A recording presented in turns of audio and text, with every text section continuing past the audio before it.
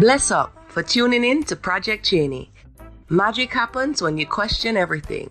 Conspirituality becomes reality, weirdness is welcomed, and it's okay to change your mind. Big up yourself.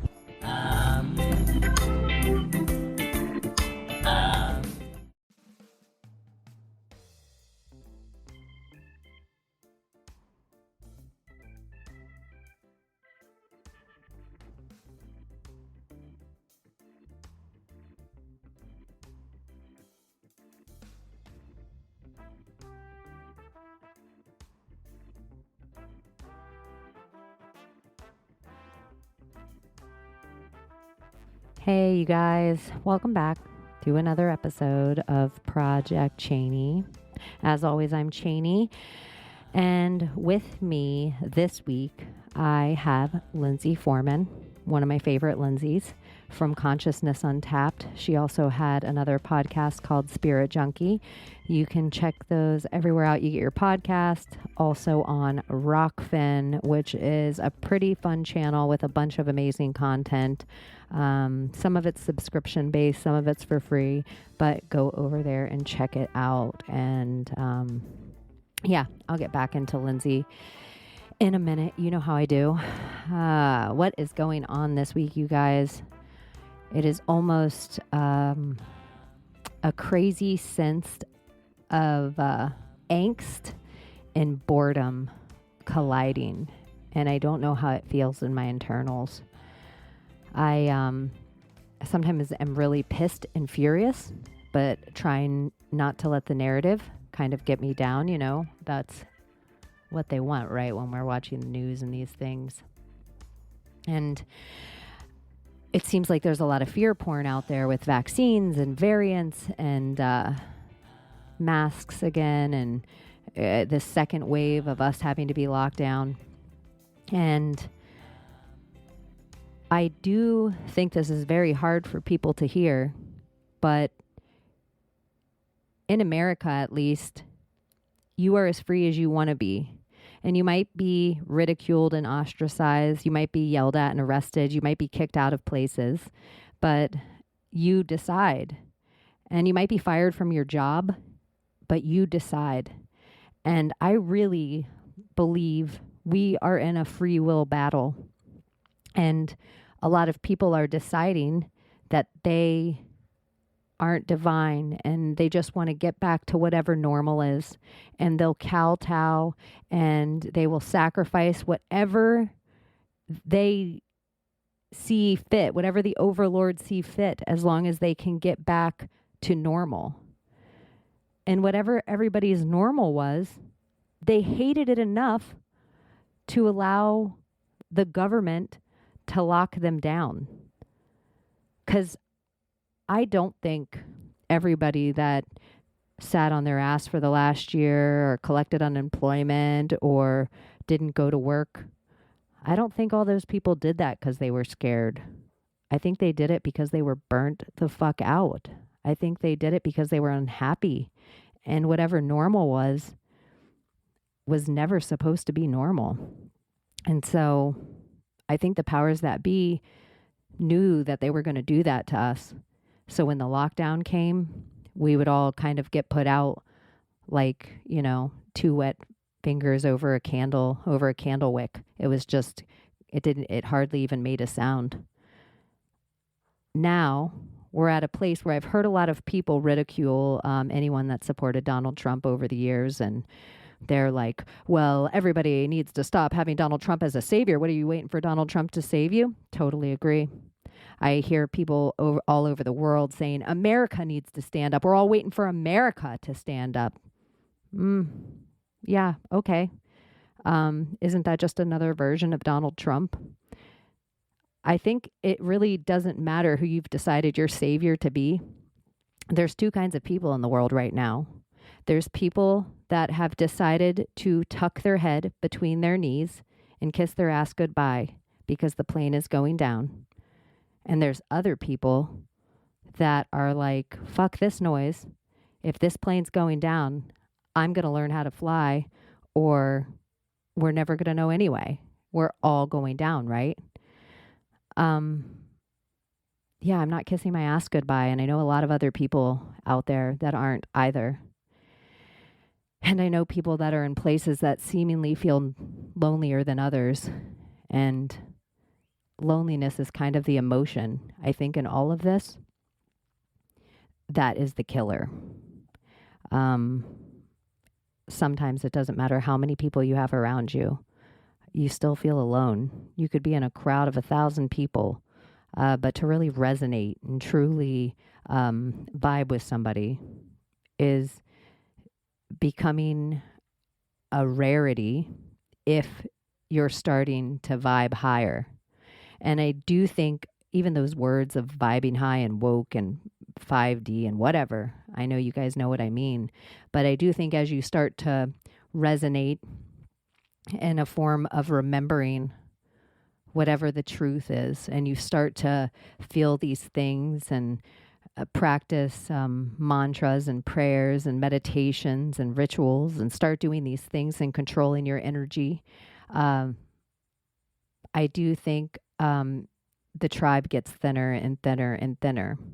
And it's almost like we have to get muscles for the loneliness on our journey. Because if you really got dropped, everybody always talks about how they want to be so spiritually woke and so 6D. But if you're the only 6D person in the room, you're probably the loneliest person in the room as well. And I think loneliness is really the number one thing that's the killer in all of this. And I think we didn't even realize how important strangers' smiles were and strangers' words. And maybe even their energy that we didn't even notice was next to us while we were standing in line until it was 6 feet away from us. So energetically, we're in a weird place. And everybody needs to stop looking to the left and right and stand alone. But I promise you aren't standing alone. You're standing for all of us. And once you feel it and know it, it will reinvigorate you, and it will make you feel a part of something bigger than yourself. And you have to do it with actions and bravery and authenticity, because you know what I'm saying is true. You're divine, and you're sovereign, and you're beautiful, and your perspective on the world is single to only you.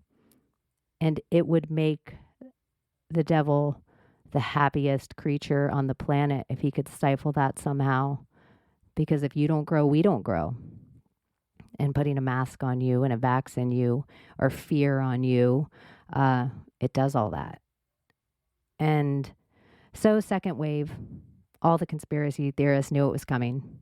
And we're counting down Delta variant, D5 District 5 Arizona, Maricopa County. So that's going down. I think the audits for that finish like August 11th, 12th, 13th, somewhere in there. Anyone can look it up, which is curious that it's around the same time as the Emergency Broadcast System National Alert. And is also curious that it's around the exact same time as, say what you will about most people in this game, whether you want to say Snowden or John McAfee or Trump or Biden or, you know, any of these key players that people just shout out their names. A person in my life, in my conspiracy world, that's always kind of been a hero to me. And no matter what I look up on the dude, it seems to be stuff I stand by is Julian Assange. And Julian Assange's trial is also in that same little grasp of time that a wood gavel could hit a podium and he could walk out a free man. And everything we've watched of this dude, from the Ecuadorian embassy to, I mean, Hillary wanted to drone strike this guy. And to Seth Rich, to Chelsea Manning. Yeah, he's a hero to me. So this is all a buildup. And I record this the same day I drop it, so you guys will get it on Thursday, 8/5. We have the Lionsgate portal on 8/8. I would be a lion. I'd be lying if I pretended to know what the fuck that meant. I have no idea at all. But my spiritual friends that are that vibe higher than I do, they do know about it and talk about it in a way that I trust their passion when they're talking about it. And I can remember this time last year in the Lionsgate portal and everything that has occurred in between. So I'm here for it. Let's go. Let's do this. How weird can we get at this fucking point? The Olympics are going on. I don't know what to think about all that. It's still a real mind fuck to me that every single thing, even the TV itself, says Japan or Tokyo 2020. I feel like they're forcing us to lose a year of time or something, and time and Saturn and Kronos and whatever. I want to tell you guys, if you don't already, the more people there, the better. The more computer literate people there, the better. Go to Code Monkey Z on Telegram. Find him anywhere you can. Also, follow John McAfee. In my opinion, all these key players, Mike Lindell, Dan Scavino, I really even think the connection of Mr. Poole at this point to John McAfee, I think they're all playing together, and they're all playing with our favorite letter, the 17th letter of the alphabet. I think they're all kind of playing together right now, and I think you guys should follow them on Telegram. There was a post that John McAfee did late last night, and as I dug into it, it's a BitTorrent site. Code Monkey's talking about everyone learning how to use torrents and what that kind of means for you computer literate people out there. The same way you taught people about conspiracies, it might be time for you to teach people how to make their footprint invisible on the internet with certain VPNs. And like a simple way I could explain a torrent to you guys is, if you ever do anything like Kodi or stream movies, quote unquote, illegally from other countries, sometimes you're not like, it's not Cheney sending you the video. It's a million of us sending you 1 second of the video. And so you're just streaming each of those 1 seconds as opposed to having a whole file. But what it does in a way is, because you're getting all these 1 seconds, and you know, I'm explaining this wrong, and somebody that's really computer literate is going to be like, well, you said it wrong here, but here's kind of the way my simpleton brain grasps it. Because there ends up being so many avenues that this information comes from after the VPN is also in place, it kind of makes it so that if an evil, nefarious person were trying to find you, they couldn't find your direct IP address. So it makes your footprint invisible online, which also leads to something that Code Monkey is really pushing right now, which has kind of been a big thing from the beginning. And, you know, Seth Rich, I said his name earlier, I think it proves it in a way. If you're one person with important information, you have a very high price on your head, and you are in a lot of danger, like Seth Rich. But if Seth Rich could have gotten his information to WikiLeaks, and WikiLeaks could have gotten in the hands of 1 million people maybe before Seth Rich died, and there wasn't the tie back to him, all of a sudden, you know, the Clintons can't come after all of us. Even if me and 1,000 other people, it gets really hard to come after all of us. So that's kind of what the computer and torrent sites and things do for information, so they can't track it back to you, or maybe even delete it off your shit. We know that's something that happens. So I've said it before, there's no point of the information getting out there. The news is never going to say it. So we're really reliant on these hackers, digital soldiers, meme makers, you know, Instagram, Facebook, Twitter personalities to get the information out to you guys that's really true. And it might not all be true, but it's truer than Anderson Cooper. It's truer than Tucker Carlson. And yeah, you know, we're all just big think tanks too, but we know we're being fucked with. So if we're all being shadow banned and the information comes to all of us, and I'm just screaming it in one corner of the internet that all the same people that have the information are screaming it back at me, it's pointless. So it really is important that it gets into a whole bunch of people's hands, and we have to spread it like wildfire. And So anyone that's a naysayer and thinks information's not coming with Maricopa or with the 31 terabytes of John McAfee, I would say they don't know how long it takes to download 31 terabytes. And then when I just say that, they were just like, oh shit, she's right. It might take a day, a terabyte to download. So, you know, keep blackpilling if it makes you feel good. You know, I want you to feel safe and comfortable and secure. So if you have a nice little cozy beanbag black pill, I want you to be on it. But there's other stuff to look at. And it's my favorite thing too, is that a lot of the black pill people, they like to pretend they don't give a shit, or, you know, like, we all just have to move out into the middle of nowhere and grow tomatoes and like take care of each other with machetes and machine guns. And they have no plants, they have no machetes, they have no machine guns, and they don't even know anyone in the middle of nowhere. So, yeah, I would just say, you know, build the energies around you of where you see yourself going. I don't know who says the saying, but it says, if you want to ask me where a person's headed, show me their group of friends. And yeah, I want to head into horizons with magical flying unicorns. I don't want to head into the trenches with a bunch of dirty rats. So pick your friends wisely. I guess I had other things to talk about, but this seems okay. I should maybe just leave it here. I'm sending you guys all really loving, good energy this week. It's going to be very exciting. I sometimes wish during hot weeks like this that I went live somewhere or had a YouTube that I could just like pop on. Probably if my account wasn't so shadow banned, I would go live on there and just talk to you on like Instagram or something. But oh yeah, follow me on Instagram at Cheney in Wonderland. You have to put in the whole thing because I am the second most shadow banned person. Tell your friends about Project Cheney. I just noticed also this week that some awesome people out there like wrote reviews and ratings on my show. And some of them I know, and I think they're awesome. Like, thanks, Mom. But some of them I don't know at all. And you're wonderful, too. So anyone out there that leaves me a 5-star review, it does help the show get listened to and spread the alchemaic love that I am attempting on each of these shows with my guests. So, yeah, please share the show. And I also... I'm about to drop Lindsay. I was on her show this week, Consciousness Untapped, that you can check out on Rockfin and in podcast form.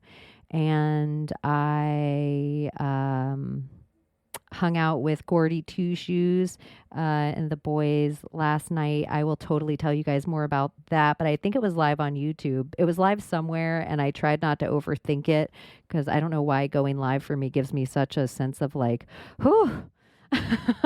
But I almost just tuned out and was like, I'm in a room with 3 dudes and we're hanging out. I'm not even pretending we're live on YouTube. So that happened. And I also was on Grammarica Outlaws with Darren and Graham. Yeah, so you'll probably be able to check that coming in the next couple of days. And also, I think My Maria 777, her podcast in the next couple of days. So if you're not really tired of me, and I did feel myself kind of repeating some things, and I also think I learned that I can have too much of me and was a little burnt out, and that I needed to be really cautious and present, that when I am scheduling for myself and for other people, like I want to be 100% when I'm hanging out with them. And I want, to church and have my brain rapid fire and, just really be there.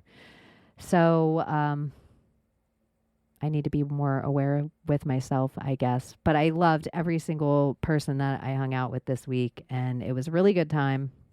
So if you're not sick of me already by listening to a few hours every week, you can find me in other places, and all the people I hung out with were rad. And I will eventually be having all those links added together somewhere so you can find all their rad shows too. And I will have all those people also on my show again and again and again, or for the first time, and you will be able to find them there. So, all right, Lindsay Foreman is a very rad woman. And the first time I met her, was when I was on my last show, Idiocalypse, and we kind of had this format of just a lot of energies in the room.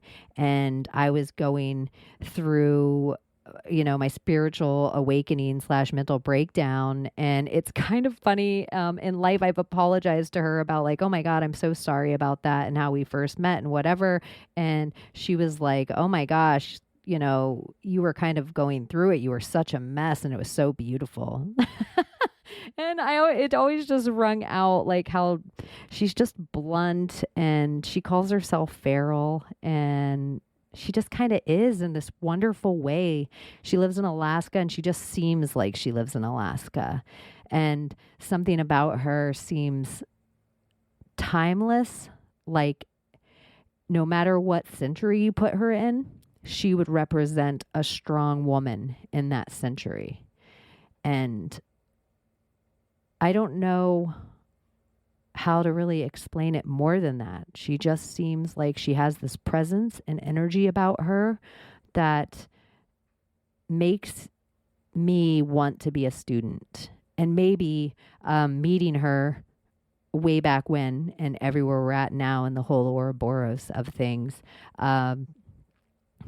it's just nice to kind of sit with her and hear her journey more and hear her gifts and hear how important sound is to her, and healing, and even the healing she's doing right in the moment when we actually do the interview.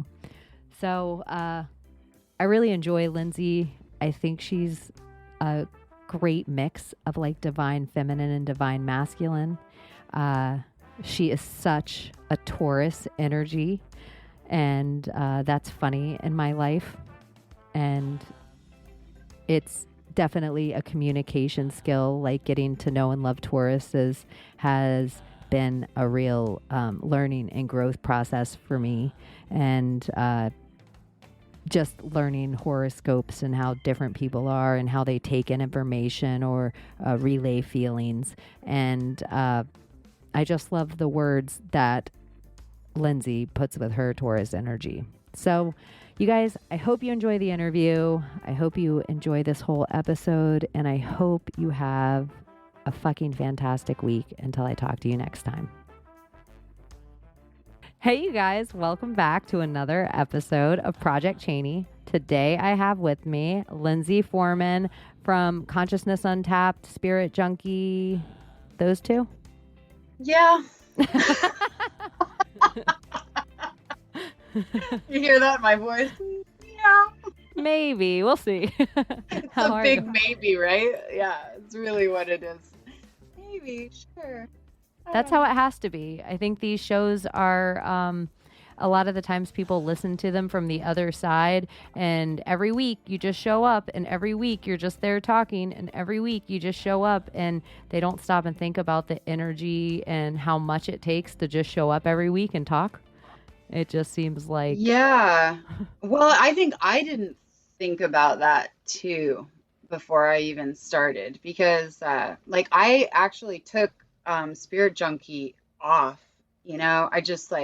I went to Transistor and just fucking canceled it. I mean, I still have all the episodes in my computer, and I just kind of went off the rails a little bit, and I've been going through a lot of stuff, which I always go through a lot of stuff, so it's really hard for me to pinpoint like what and when it all started, right? I feel like it's just been this constant transformation going on, but I think I went not to the dark side, but definitely was like living on this shadow aspects of like my podcast wasn't really my podcast anymore, and it became like almost this mirror of all my insecurities and more like materialistic desires and and then a lot of unworthiness and like not wanting to show up, not wanting to go to this level that I thought I maybe could or something. So it really showed me a lot of things, because I sort of I can manifest things really fast, and I manifest as spirit junkie really quickly. And it, not coincidentally, it was almost like, I think around this time last year that I had started it, and a lot of things are kind of cycling back.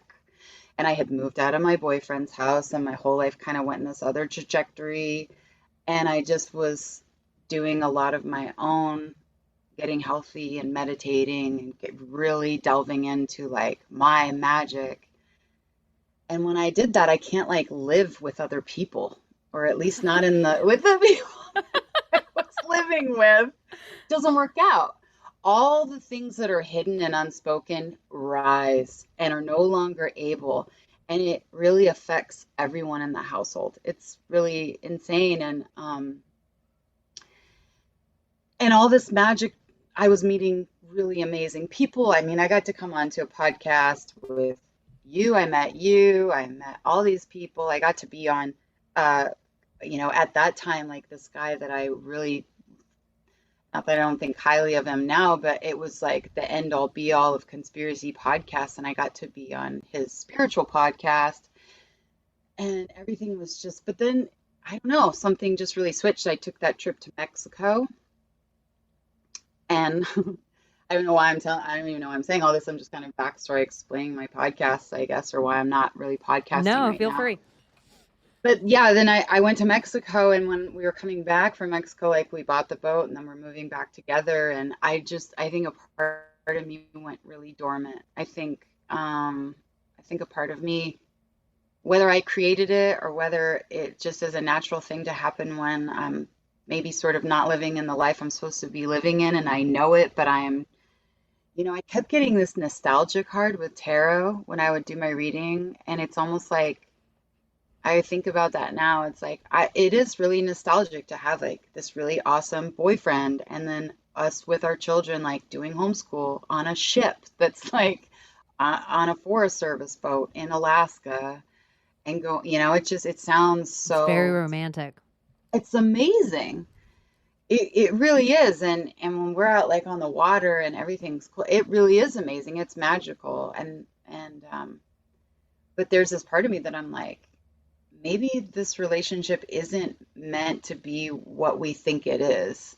And maybe these roles that we're in when we're trying to be like, well, we get along so well, we should be a family. Like maybe all of those make parts of us go dormant, and other parts have to compensate for that unbalance. And that's really kind of what became really undeniable. So I haven't really been podcasting because what am I supposed to be like? Well, I'm lying to myself, and I'm really self-destructive, and I'm sort of like abusing pharmaceuticals and not living my authentic self, but I'm still like doing spiritual work and meditating, and it doesn't, I think there's just so many deep things needed to come up. And I knew, because I don't live by tarot cards, but I do live by synchronicities. And I think they do tell me things. And I kept getting these repeated cards. And one of them was like the double-edged sword, like the Three of Swords, I think, is the double-edged, like kind of, it's the sword with all the hearts going through it. And then I've got a few different kinds. And I have this one where it's this broken heart into three pieces, and this woman is just like crying. So it's like such an intense card. And I kept getting that card even before I left for Mexico. And I knew it was like some deep shit within me that it was going to come up. And so it's all been coming up. And just in this really beautiful ways, actually. I couldn't be more grateful. Well, I can. I think you could just never not be grateful enough, but because that's like a superpower. But You don't mind the darkness or the trudge, or when it's there, it's kind of like the work. It's the harder work making it through that part. Does it like kind of turn you yeah, on, and the like sometimes I tell people I enjoy playing in my black ooze. I don't know if it's just my Scorpio or my nighttime or what, but I just sometimes enjoy it. I call it 2D. Like, everybody is always like, I'm going to be 6D. I'm going to be 5D. Sometimes I just The like being infinite D. 2D as fuck. I just want to just revel in it. 2D sounds like moody. I love that. I know. We say it's like 2D from Facts of Life on the roller skates. 2D. 2D. 2D is That's fuck. always like stumbling around, but still rocking it. I won't take them off. Sometimes I just like revel in that darkness, and I'm not scared of it, really. I feel like I've been to the edge of it. I've felt dark energies on me whisper in my ear like, nobody wants you here. Just end it now. Just end it now. I've heard those voices in my head, and I have compassion for people that live in that all the time because of getting to experience it. Yeah, I did this episode that I'm actually re-recording it tomorrow because my friend's voice is very low and I didn't have microphones, but it's all about mental illness. And, I really believe that that's what fucking mental illness is you not living your authentic self. And I'm not a doctor. I know that that's a blanket statement. I understand. But on so many levels, I think that could all be addressed on so many fucking levels of what we are considering this abnormal behavior or this dysfunctionality. Because I've been diagnosed with all kinds of shit. I've been medicated with all kinds of shit. I've bought into maybe that I'm fucking mentally ill. But when I let go of trying to control the fucking bus and thinking, that my life is going to be a certain way or being afraid that maybe it's not and I have to like burn it all down. When I let go of that, all that fucking shit just kind of melts away and these other like more angelic voices come. But I'm not afraid of the dark. What I don't like, because I don't like sometimes of being really fucking aware, because when I'm like still fucking up and I sort of know it and it's just like you're fucking up and you know it and you're really aware of it, and that means you're an asshole and that means you're fake and that means you're not, and sometimes I just want to be like, yeah, like, I don't know, just that part kind of can throw me off sometimes. Because I'm like, maybe I am fucking mentally ill. Maybe all the doctors are right. Like, maybe I'm just a horrible fucking person. And like everything that I'm feeling is like from within me. And because I'm like this horrible dark force that I'm just like fucking everything up in my life. Because I know that my energy, like when I'm living in a household, it really does affect a lot of people. I had one girl that we had one shift together working at the bar, and she's like, my cycle changed to your cycle, even though I work with all these other women. She's like, your cycle is so powerful. My cycle just changed to yours. And I was like, sorry. I'm a weak cycled bitch, so I relate to her. You're like, oh. I don't even care about my period. Whatever woman's around that is like in control of her moon, my period's like, okay, let's bleed when she bleeds. Which, and if men had periods, my period would be like, no, I'm not doing it. All the men have PMS around me when I'm PMSing. I mean, I think men have their own PMS. Like, I want to study this. Men totally have major cycles that they go through of, I think, just the same as us, this like self-doubt, but they don't do a lot of the rituals I think that women do to either embrace it or protect themselves against it or even identify and track it, Maybe they do. Maybe men are starting to do that. I don't want to act like I know of what I know. It doesn't feel like everything in this, it's like you can't make a blanket statement about anything anymore. Yeah. It's like girls like flowers. That. Well, not all girls. Right. Some girls hate flowers, and you're like, how can you hate flowers? But It's a thing. I know. And then you go through your whole head and then you're like, okay, I can't judge the people that hate flowers. Like this is what my new spiritual work is all these tedious little things of like, well, I guess if you grew up in a certain way, you're brainwashing. Like how much of me and the things I like is my brainwashing?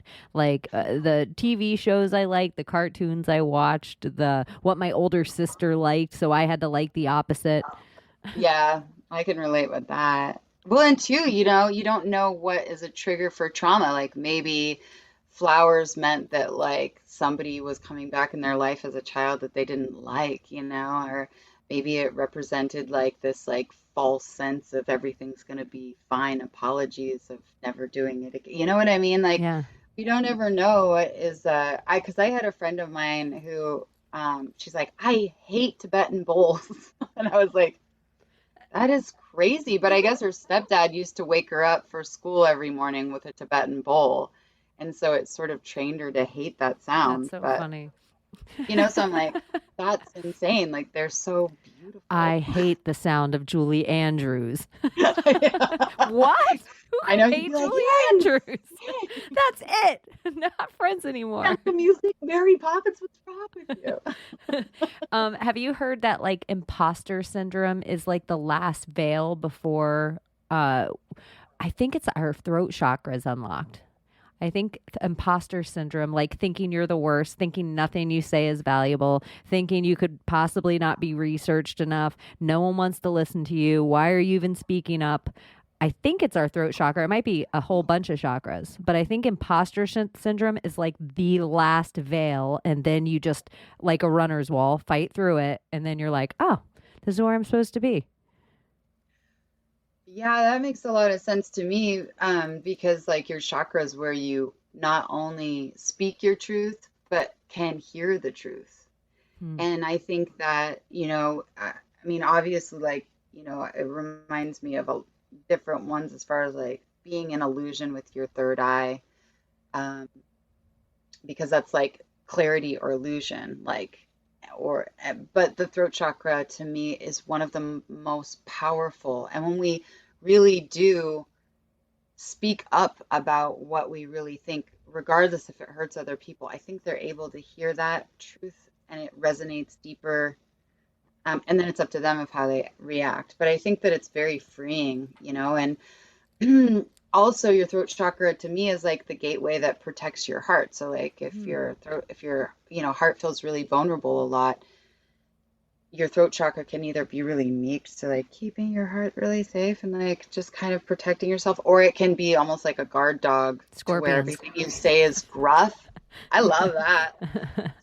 Just sharp and like I've always been accused of being very, I even had someone call me curt, like, or cold and short, but I'm like, well, I'm direct. Like I like almost like autism direct. I'm like, am I being too Asperger's? I don't know because I think I'm just telling things that are honest, for the most part. Like, I not think that I that can't about be. myself. I hear myself sometimes in interviews or when I'm editing, and it's, we'll do these interviews, and I totally, even though I'm present, like 15 minutes after I step out of it, it's like, what did we talk about? It's almost like a drug experience for the next week or two that I remember these parts of this conversation that, like, I'm like, oh, yeah. And sometimes I get I always, the kid from, Jerry Maguire, where he's like, the human head weighs 8 pounds, and he just starts listing off facts.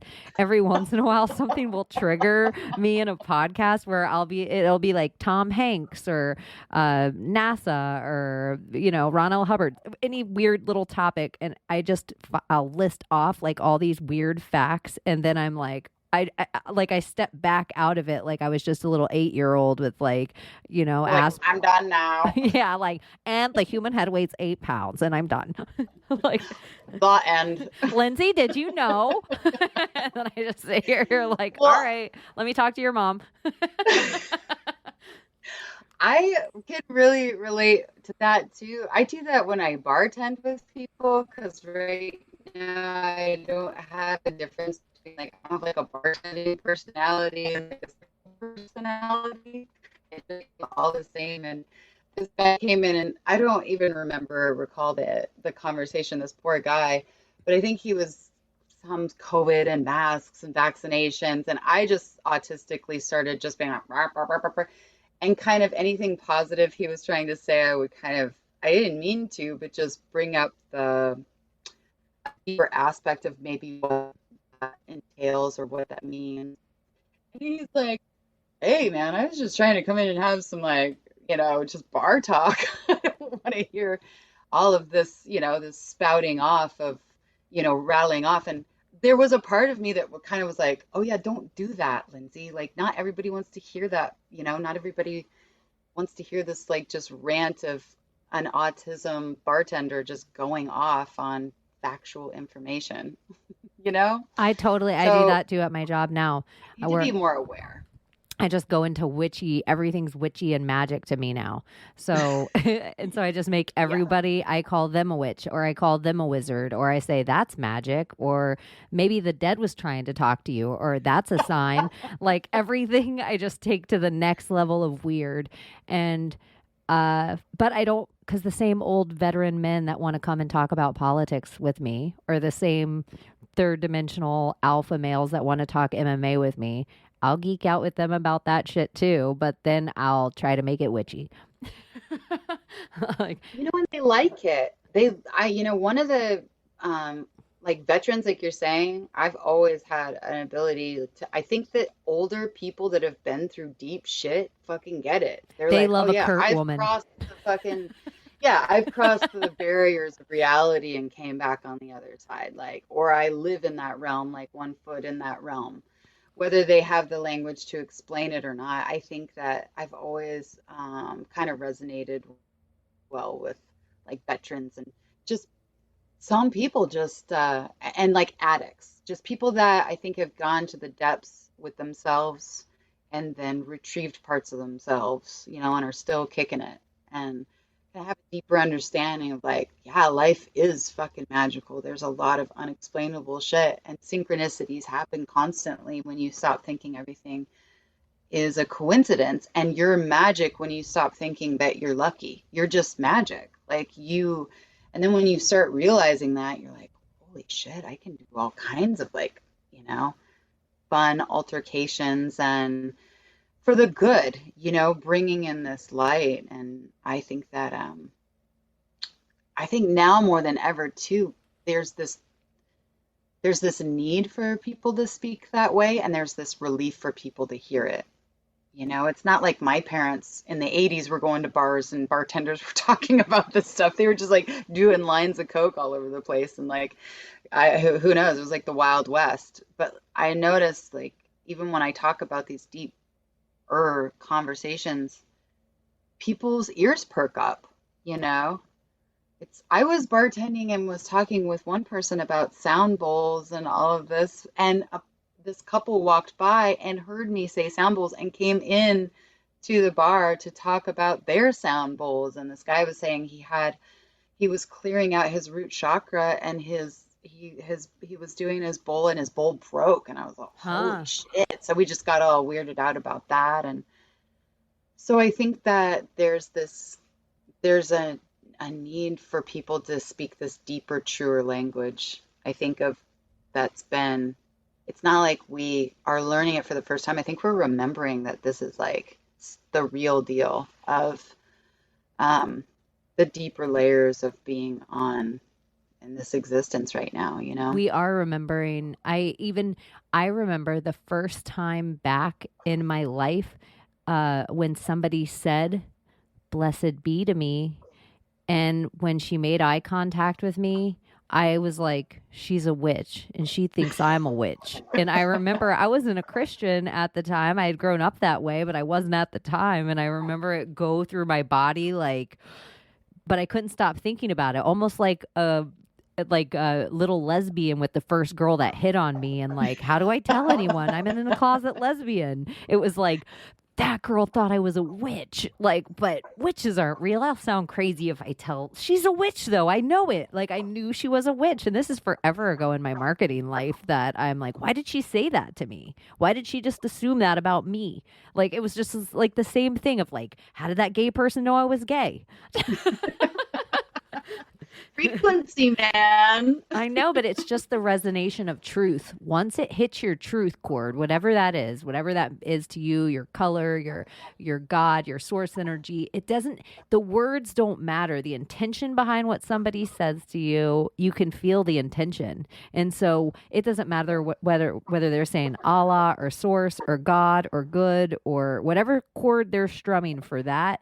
You don't care about the words. You can tell they're talking about the same thing you are. And then you're like, true, that's true. And then you can't unresonate from truth. That's what I think waking up kind of is.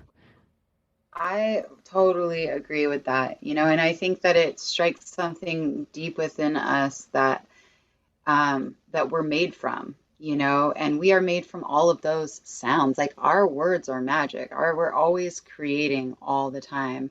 And when we can identify that or share that authentically, our authentic selves, and that resonates through our vocal cords, our eye contact, our soul is shining through, like we are so porous. Like we have been taught to believe for the longest time that we're like solid matter and that we're like just like slugging through life and but we're not. We're so porous, and our emotions dictate everything about us. And so when we're resonating on high frequency and those emotions are like in joy and gratitude and connection and spirit, it doesn't matter. Like that's a true language that we can all speak. That's why you can go to other countries and make eye contact with somebody that you don't even know their language, and you can feel their heart. Like you can feel that. And it's like our brains right now, I think in the spiritual world are getting a bad rap. But it's really when we're in alignment, because like our heart, our electromagnetic field is like 60 times greater in our heart than our brain. But when we connect all of those things, I think it's infinite. It's unmeasurable. It goes on because consciousness isn't in our minds, but it's also in our hearts, and it's also in our stomachs, and it's also, I've been doing a lot of Chinese philosophy or learning well, I shouldn't say a lot. I've been getting a lot of acupuncture, and I have met a wizard, and we have like with his Chinese philosophy and mine sound and spiritual background and education, we can speak like this really cool language of understanding, and it's really fun. And he was telling me that like in Chinese philosophy, spirit and the body it's the same. There's no difference. So it's like I don't want to say new age, but even with me and my practice, I've been like, spirit is infinite and out there, but it's within too. But he's like, yeah, but it's also like your foot and your leg and your arm and your hair and your eyes. And I just, for some reason, that felt so grounding to me, that because I've always been really out of body, disassociated. I remember like I always just wanted to be like a brain floating around. I didn't want to take care of this like physical thing that I just fucking like didn't want anything to do with. I relate that to that so much. Body. I hate sleep. I hate bathing. I hate these tedious eating, like these tedious everyday things the body needs. I just want to absorb knowledge. Or I used to. I used to relate to that so much. I used to do that too. And I even had a naturopath that I went and saw. He's like, you need to eat meat because you're so not grounded. Like you are up like way like up really, really high, and you need to like be grounded. So, and I feel like that is one of the things for me, like that's part of it. I need to be grounded. Like, yes, I can be a brain, but I think there's a lot of ritual magic in connecting with your body and like feeling your spirit, especially with me having so much disconnect and abuse like to my physical body that I did to myself, like continued on for years. I think that just having these rituals of like showering and like bathing in white light and like getting things like making my own oils and just really taking responsibility, I think, almost like caring for my body, like my body is like a little girl, and that I need to teach this little girl and like show this little girl and be a mother to my body instead I of think that's so true for like so much throw of it our away. whole spiritual. It's like healing our inner child, but in the way of like, I mean, I'm saying it for myself right now. Like, would you let your inner child stay up as late as you stay up? Would you let your inner child like exist on 3 hours of sleep and 2 bags of gummies? Like, is that Yeah. how you would raise yourself and expect a good outcome for that? Like, what are you doing to yourself right now? And even spiritually, or even how hard, like if you were a little kid and came home and you were like, I don't want to do my podcast anymore, you'd be like, that's fine. You don't have to. And you would alleviate, like the parent in you would alleviate all the guilt from the kid in you. Um, Yeah. but It's so healing. yeah, that's such a Inner good, child work is so badass. It's like showing up for yourself, you know? And I think that that's how we heal our trauma because, you know, it's like when we were younger and we had to separate for that survival to get into the next moment or to this other part of us to come online and to take over so we could survive the next moment. And that child self could go like hide and create a monster mask to like fucking like pull up them when they were bigger. Um, I think that re-establishing a relationship without all the guilt and shame and just really like this deep caring and this like creating a sacred space, which that's, you know, like when I do any work with anybody, that's I'm all about like just you're creating the sacred space okay, for wait, all let of me these start this fragmented again. aspects of yourself. Because I know I started with the podcast thing and then we just started talking and Yeah. stuff. So what do you do without the Okay. podcast thing? What else? You said tarot. Are you a Oh, healer? Are you you said sound and energy? What are you all encompassing? What oh, do you do? okay. Um, Take as much you time know, as it's you need. funny. 'Cause, well, like I've always been like, what do you call yourself? What do you call yourself? And I'm like, it's I came up with it. Well, I didn't come up with it. Somebody told me, but sh I think I'm just like a shapeshifter. Really, honestly, I think that that's one of my superpowers. But when I work in the physical realm with people, I do sound therapy. So I do like bowls. I teach people how to do toning and chanting. I do mantras. Like I do ceremonies in groups. Like I just did a new moon ceremony. And I mean, I cried at the end. 18 people came in my room and just sat side by side.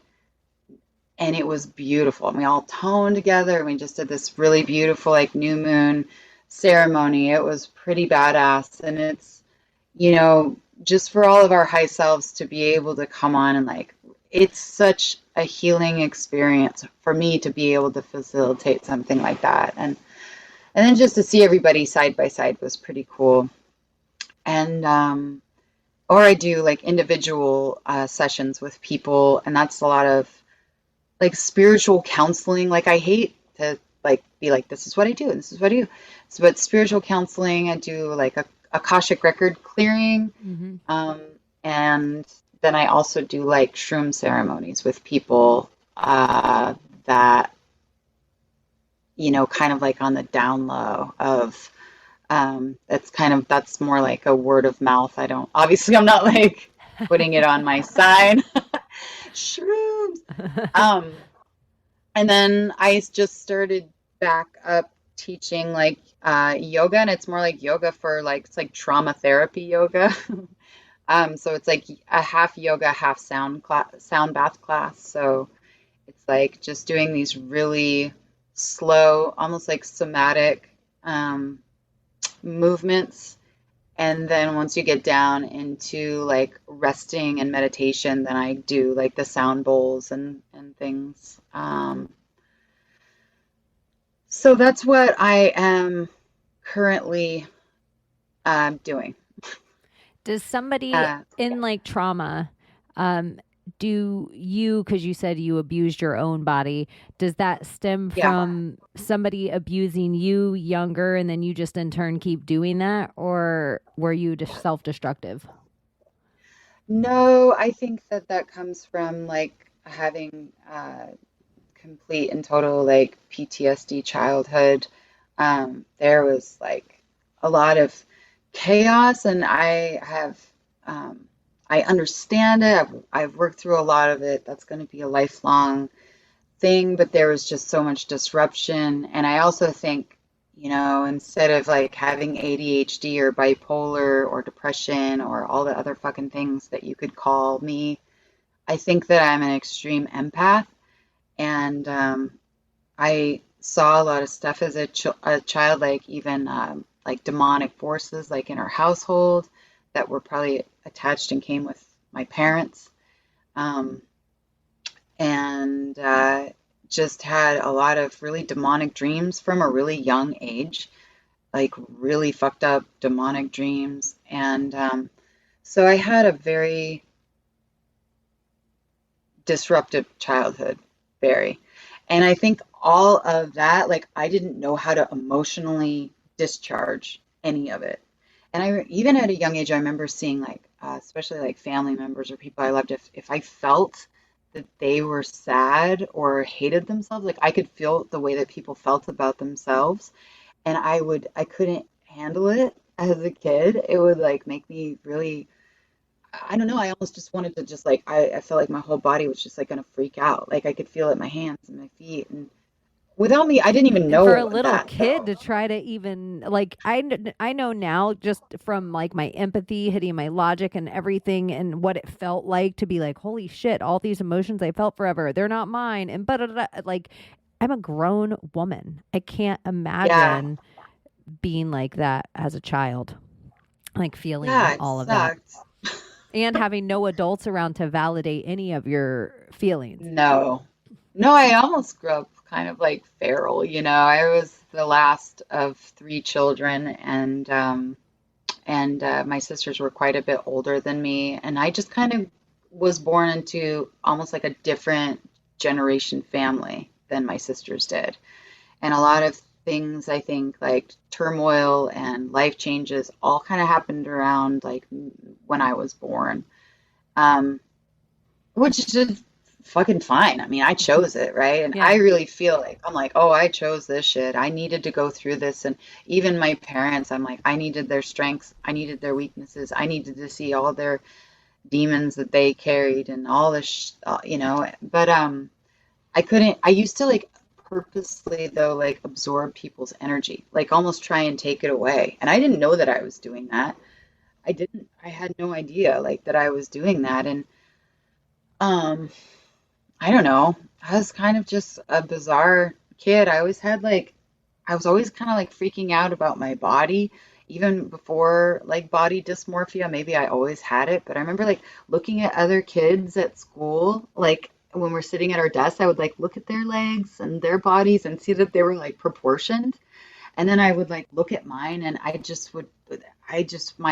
it was weird. It's like I had this weird distortion way of looking at everything. And of course, like thinking now, just like mainstream growing up, like I was probably having a lot of really spiritual experiences with it, like at school under fluorescent lights with a bunch of weird people, and then just so I don't know.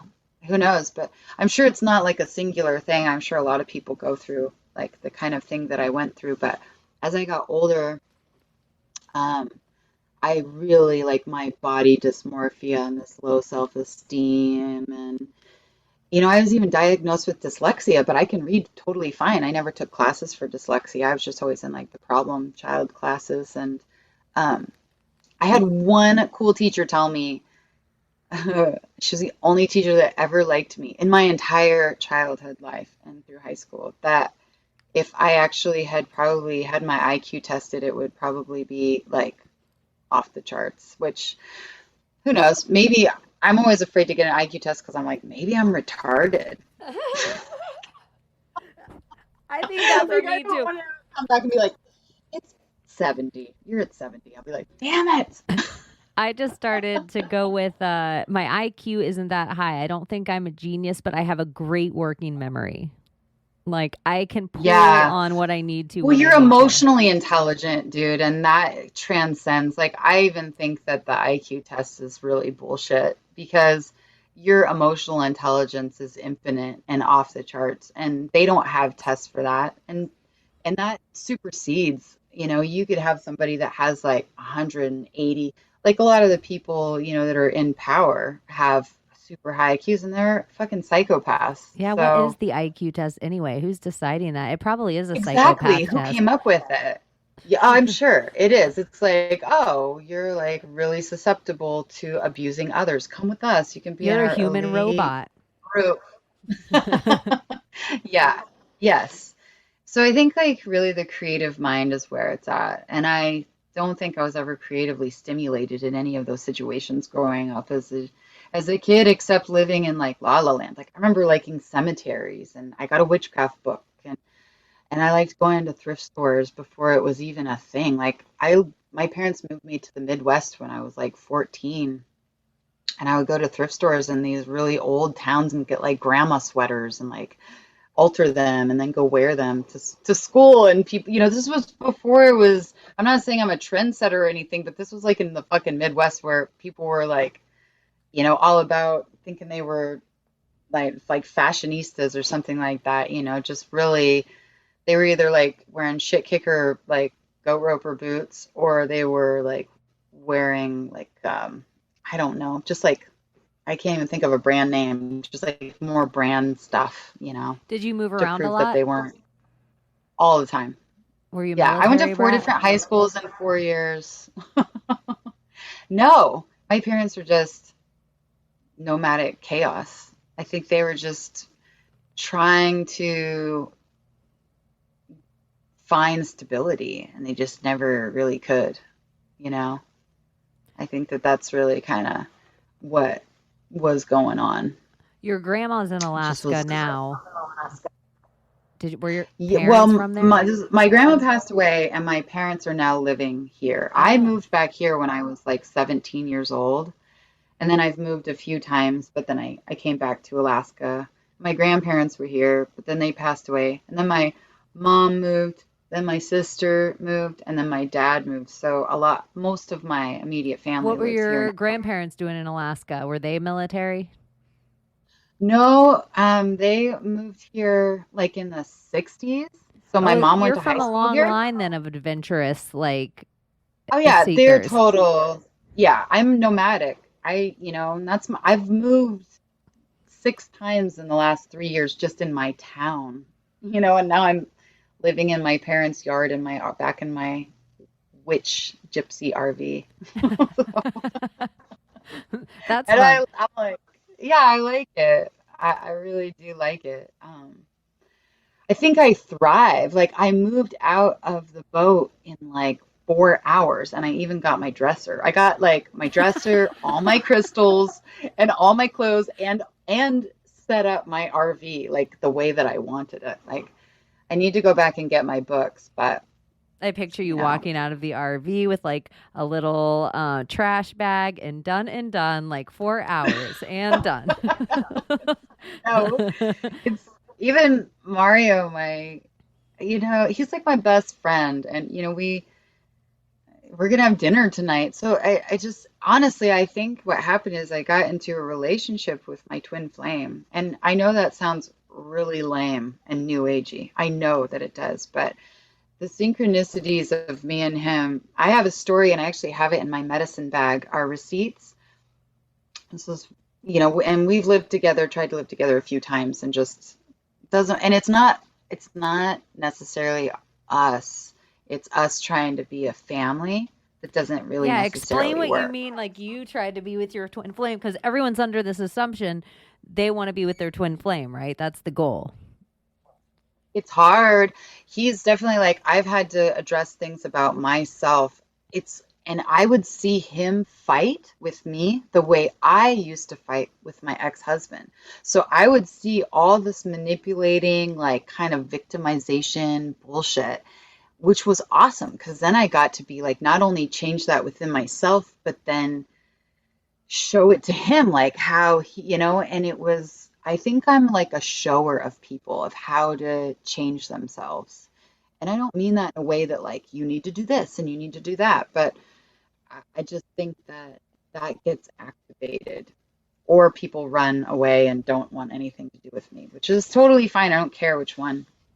But we were mirrors for one another. Even our two oldest children are like so similar, it's fucking weird. Even drawing maps, making up like if wars had gone differently and they changed and they would like draw these maps of like what countries and different, I mean, it was really bananas and just a lot of synchronicities with us. I've done that. I thought I was the only weirdo that did that shit. No, my son does it. My son like is so into map. He was into maps as a little boy. He's such a neat guy. But I remember I had this I got him this poster, this world map poster that has all the flags on it all around the border. And we were just talking one time and he was like 8 or 9, just describing, was just constantly talking. So just describing all these Like a flags, little the motor colors, how they're laid out.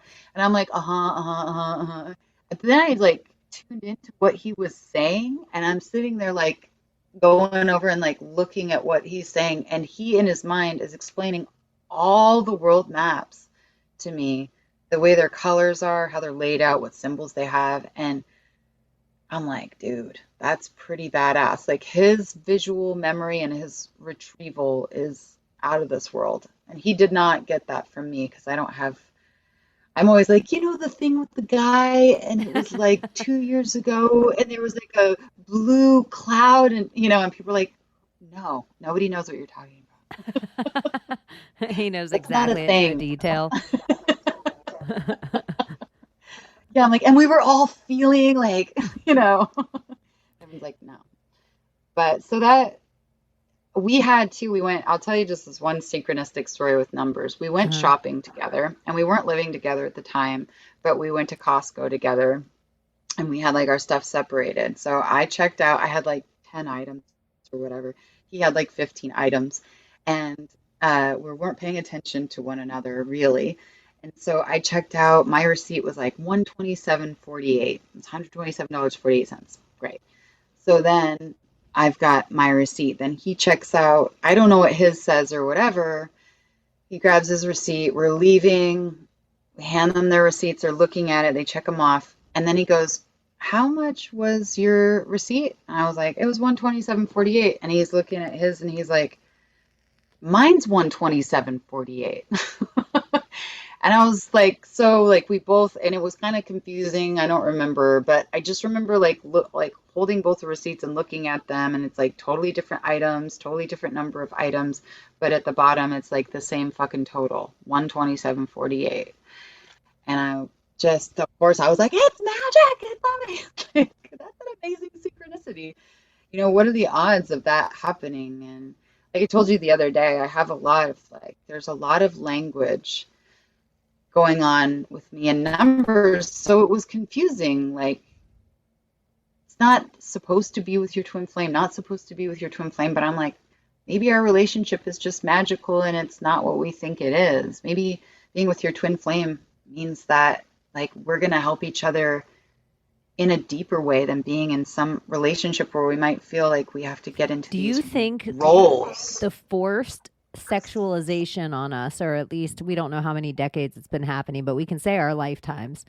Do you think that potentially we're ruining our soulmates because we're getting involved with them sexually and then losing what potentially is supposed to be like really great friends for us forever, but we fucked each other? Yeah. Well, I think that that's definitely a possibility because I think it's very difficult, and I'm not blaming men at all. I No, think, me either. Like this, I'm yeah. not, but it's very difficult. And I do think that This that's isn't a man conditioning. problem. I mean, I'm a lesbian, Well, and so sometimes it's I feel like like not obligated, but like if I'm hanging around as a friend and being cute or whatever, and they're turned on, then it's like, it's just always this thing. And it's like, oh, do we have to have sex now? Because like we're turned on with one another. Like, what does that mean? And I really understand what you're saying, because I think you can be attracted to somebody and not want to have sex with them. I think you can get turned on sexually by somebody, but we're just so programmed to believe that that means that we have to have sex, and then we have to reach this organ, and then it has to be this thing, and then we want to do it again or recreate it or put it into some sort of a box or category of understanding within ourselves. And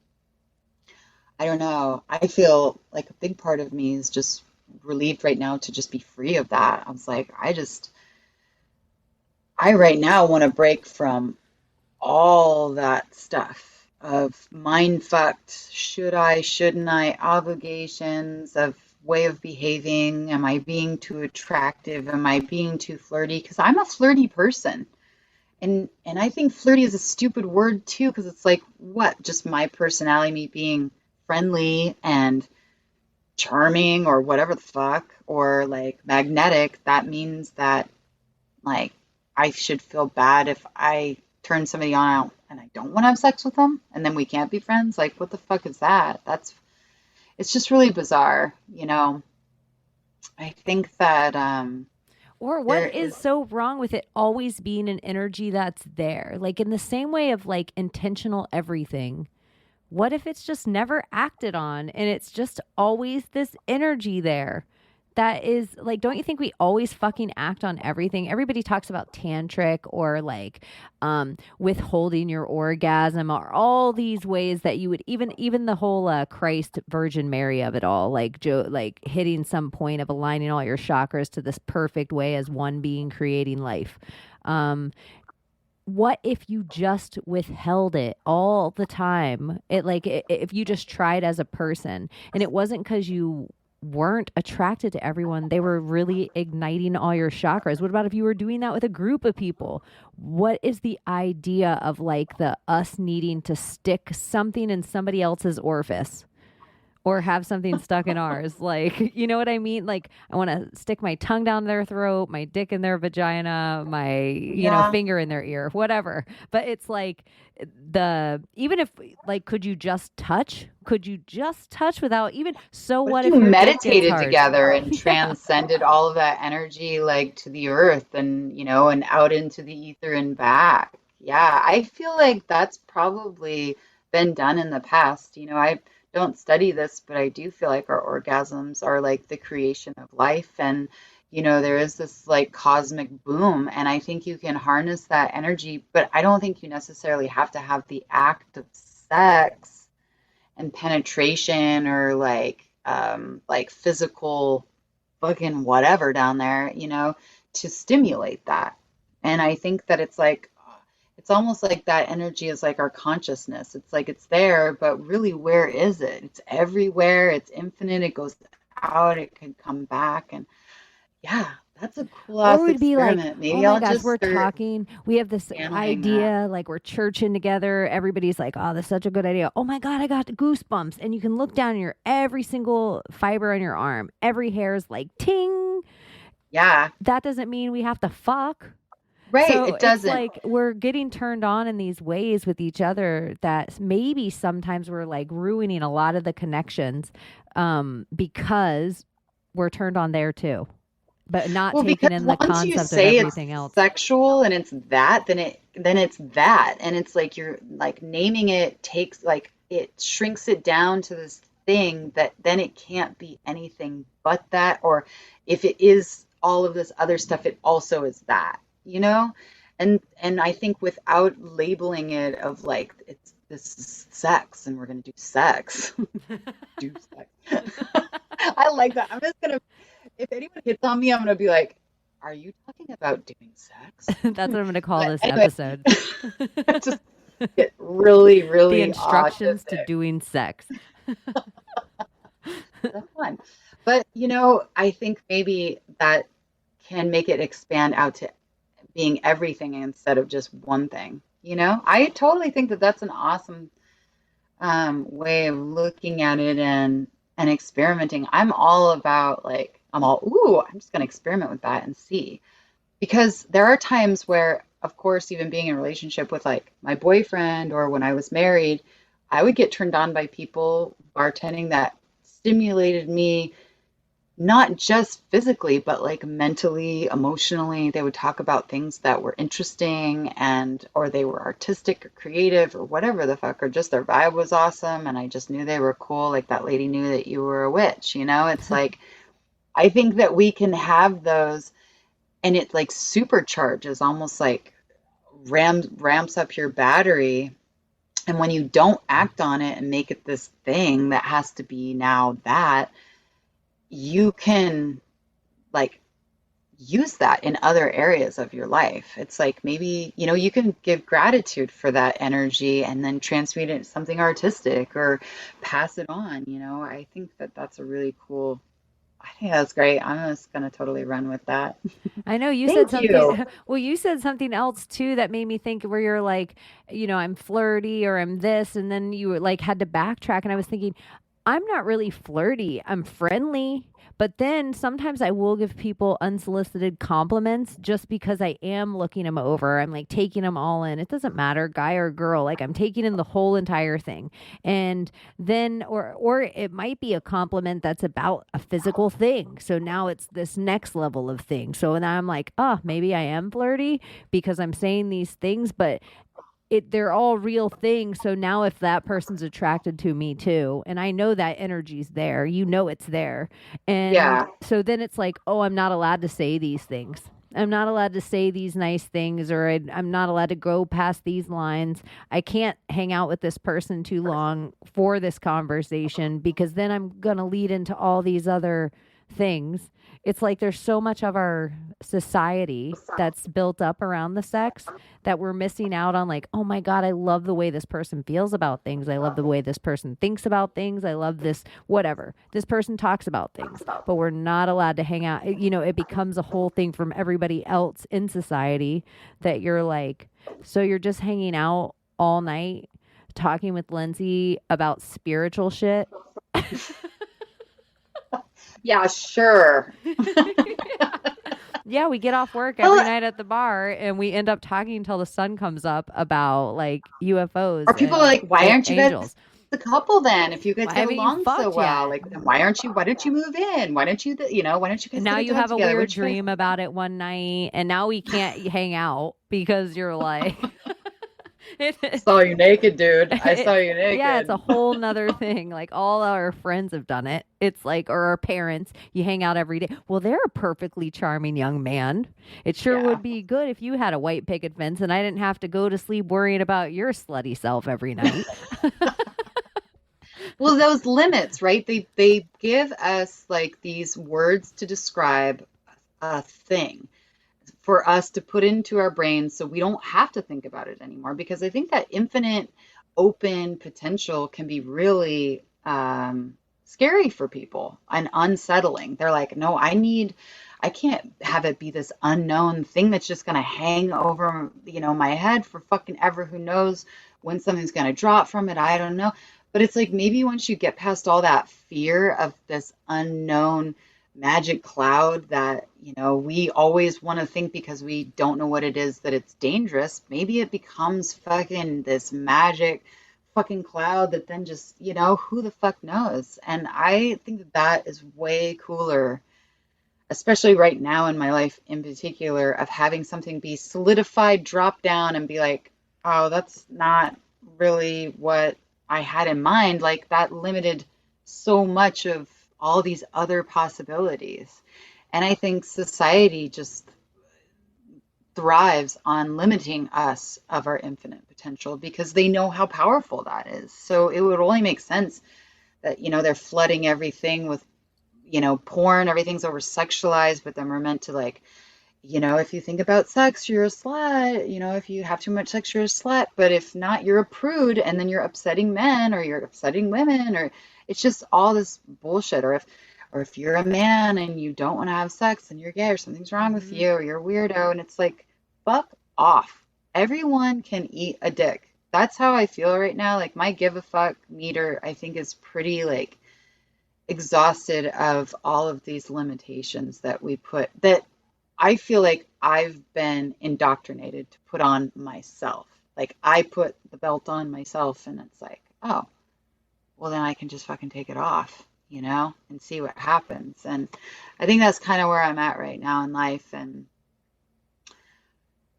I don't know. I mean, I'm just like I don't give a fuck. in my magic. I'm coming to the, if I wrote a like Project Cheney fucking religion, which I never would do, because one of the rules in the religion is the second you want to be the cult leader, you have to do something you've never done, and the second you're following a cult leader, you have to run. Like That is a great thing. And I've always believed that, I really hold the statement like be your own guru. I don't believe in following other people. I think that like if you have to suck other people's energy and need people to follow you in order to feel like you're a leader, then you're not. Because leaders don't have to go around and tell everyone that they're leaders. They just are. And then that is infectious, and people are like, that light is really palpable. And I think that's how we heal one another, is being our own fucking leader in our own life. And it's not threatening to others unless, you're either the cult leader that wants to steal everybody's energy, or you need somebody to tell you what to do because you have no like guiding light within yourself, or it's dormant and you don't know how to turn it on. You feel like you need these outside sources to kind of tell you. And I've been there, especially with trying to heal my like eating disorder, and really like the demons that I thought I was possessed with in my head, of just because even after I stopped actively self-destroying myself with like, hating my body or starving myself or throwing up or just isolating or doing lots of drugs to kind of help me cope with hating myself. I lost my train of thought. I don't know what I was going to say about that. Oh yeah, I your would own go and guru. like, yeah, well, I would go and like seek. I just wanted somebody to help me, and I couldn't. It's like that's why I think I have so many like spiritual modalities that I know about, because I'd be like, oh, I need to learn about this, and I'll use this to help me. And I just kept going and going and going, and I think I'm gonna keep going and going regardless. I But think I remember sometimes being so desperate for somebody to just take it away from me. I remember feeling like that. I can't, it's like I was the person that I wouldn't have taken help if anyone ever tried to give it to me. It's like even if I Yeah, convinced myself that I wanted it, I was such a like glutton in certain ways of kind of punishment. But I also, somebody when I was at a different bartending job years ago, they said, "You're never going to save anyone from a bar stool." I heard him say it to somebody else, and yeah. the other guy said back, "Well, you're wrong. Only sinners are the ones that can save people." And I was like, huh, I like that. I feel like all of our kind of injuries and scars and traumas, we've experienced it. And if we're still here to talk about it, it means we survived it so we can help other people that may not have the ability to survive it. You're like, Yeah. here Well, is and your two, I think you testimony. can also really see that person. Like you've gone through your own shit, and I think when you go to the depths like that, I think you can really see people's darkness and not be afraid of it or not be threatened by it, but be like, hey, like you can just see that their trauma and their darkness that they hold inside. I'm not saying that with everybody, but I have had experiences in the bar like where certain people stay to the end, and then we have this like really deeper conversation that just kind of like comes up. And I've never been one like, people that drink a lot and go to bars and that are kind of like woe is me victimization and trauma.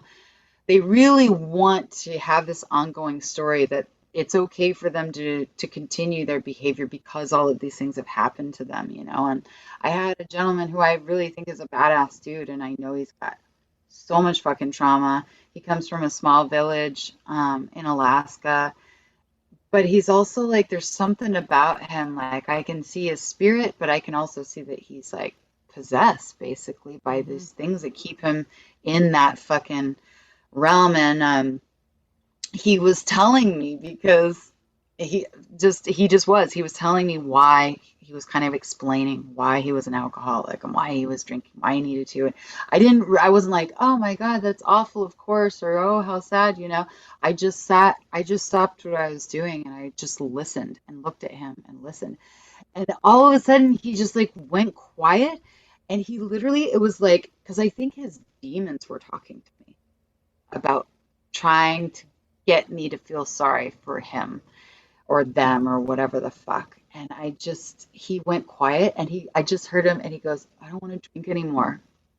I mean, like clear as fucking day. It was almost like he was like coming through or something like that, because he was really fucking drunk. He was like super fucking intoxicated. And I just went over and talked to him. I was like, well, you are now. So the best thing you can do is just don't fucking judge yourself right now.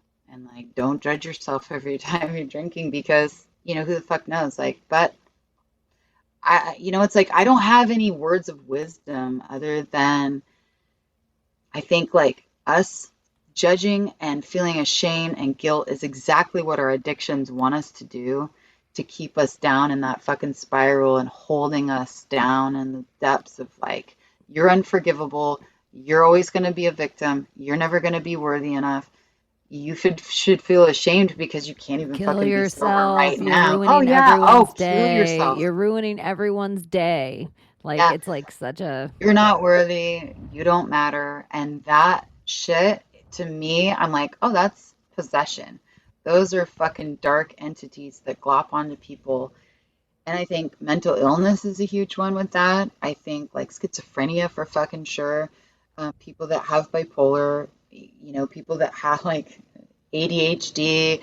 And I'm not saying I'm not a fucking psychiatrist. I'm not saying I'm diagnosing people and it's all done through spirituality. But even right now, how you said, I'm not a psychiatrist, we're giving some kind of credence that fucking modern psychiatry has been anything helpful to fucking people. And it's fucking not. It's disgusting. Yeah, it's disgusting. It's like, it is. I'm over like, I blanketly say now all vaccines are bad vaccines. I'm not trying to like discriminate between RHNA, whatever, blocking new things, or the polio, because I'm like, if you research it like I have, whether it's eradicated or anything, every single one of them is something they created the problem and they experimented on humans all over the world. So they've created more of the problems than they've ever solved.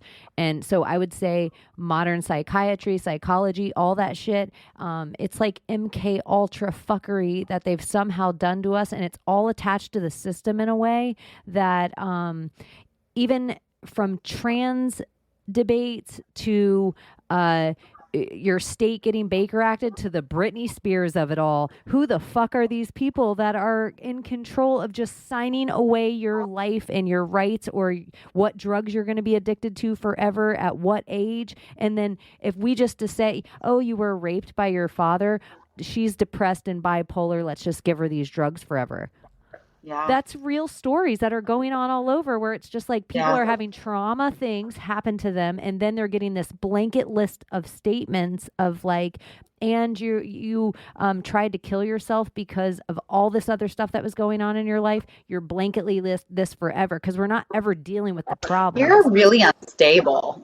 Yeah, and I hear these labeled terms that people are getting, and it's really just funny, even the term how different they'll be for a lady and a man with the same symptoms, even throughout time, like, why don't you just go jerk off? You would go to the doctors and a doctor would vibrate you because you were manic or frantic. Too passionate. Yeah. You've got too much passion. It's just, your ideas are really hurting everybody's ears. So we're just going to give you mass orgasms. Treatment. Like, think of the shit just that we really know in the last 50 to 100 years of anyway. So I think it's crazy to me. We're in a time that, I mean, they did it to us, like, screw really talking to your friends and family about your problems. They were like, everybody should have a therapist. Everybody should have a psychiatrist. And they did that because they were going to isolate us into all of our little cells, and we'd be talking on a box like this one day. They didn't want us to talk to each other. That's really, really true. It has this to me is like the dark ages of mental health, mental illness, medical industry, educational industry, fucking nutrition industry. It's all fucking toxic. It really, really is. And it is purposely designed. I was reading this book and I've been fascinated with like MK Ultra for a really long fucking time. Like that's really what got me. Well, that's not the only thing, but just the underbelly of government. And, it's from a really pretty young age. I'd say like 16, was like really into getting into like I remember reading about like the Franklin fucking conspiracy, which I couldn't even read the whole book because it's so The Franklin disgusting. scandal. Yeah, it's just I can't like, and I was knew about like everyone ever thought I was really weird because I'm like people are fucking Satanists, like they're really fucking out there, And for and anyone that's listening, if you haven't looked into the Franklin scandal, because I say it again and again, it's like disgusting. before the QAnon, there was the Pizzagate, and before the Pizzagate, there was this, and before the this, there was that, and before the Yeah, that. The that's a huge Franklin part of it. scandal is a part of all that thing. So it isn't a conspiracy that high ranking politicians were having cowboy rings and killing them and them going missing. None of it's conspiracy. It's It's not. all right there. And that's just one It's of a the fucking scenarios. gross satanic currency that's actually going on in The our fucking Finders world. cult is another one, like way Yeah, before Epstein Island, way before the yeah. Zorro Ranch. That is 10 rabbit holes of human trafficking that you can go into. That's what, to me, still, like, I'm a broken record with this. That is what it's all about. All of this, all the whole entire, every political decision that's made, every fake war, every race war, every sex war, it's all so they can somehow guise and politically play, figure out ways that they can, because kids are the highest currency in the world, higher than gold, higher than silver, higher than oil. It's Yeah, children. well, they're spiritually connected. They're in theta brainwave state and their pineal glands are not calcified yet. But they're probably going to be changing that with fucking vaccinations and people having babies with vaccinations if they even can. They've just been really trying to alter our beauty, and I've talked to that at length with like my daughter and my son. I'm like, if we weren't as fucking powerful as we are, why would they have to go to all these fucking levels of trying to take our power away? Like that in itself shows that we are very high capable, high frequency beings that have just been brainwashed into thinking that we are weak and we're sick. And we're very spiritually sick right now, but hopefully a lot of people are waking up. And I even think all the numbers of them saying how many people have gotten vaccinations, I It's don't all a even lie. fucking believe that shit. I think that's a total fucking lie. And I've never really had any faith in our government about anything. And I know that there's a lot of honest people maybe that think they're doing a great job. I'm not talking about them.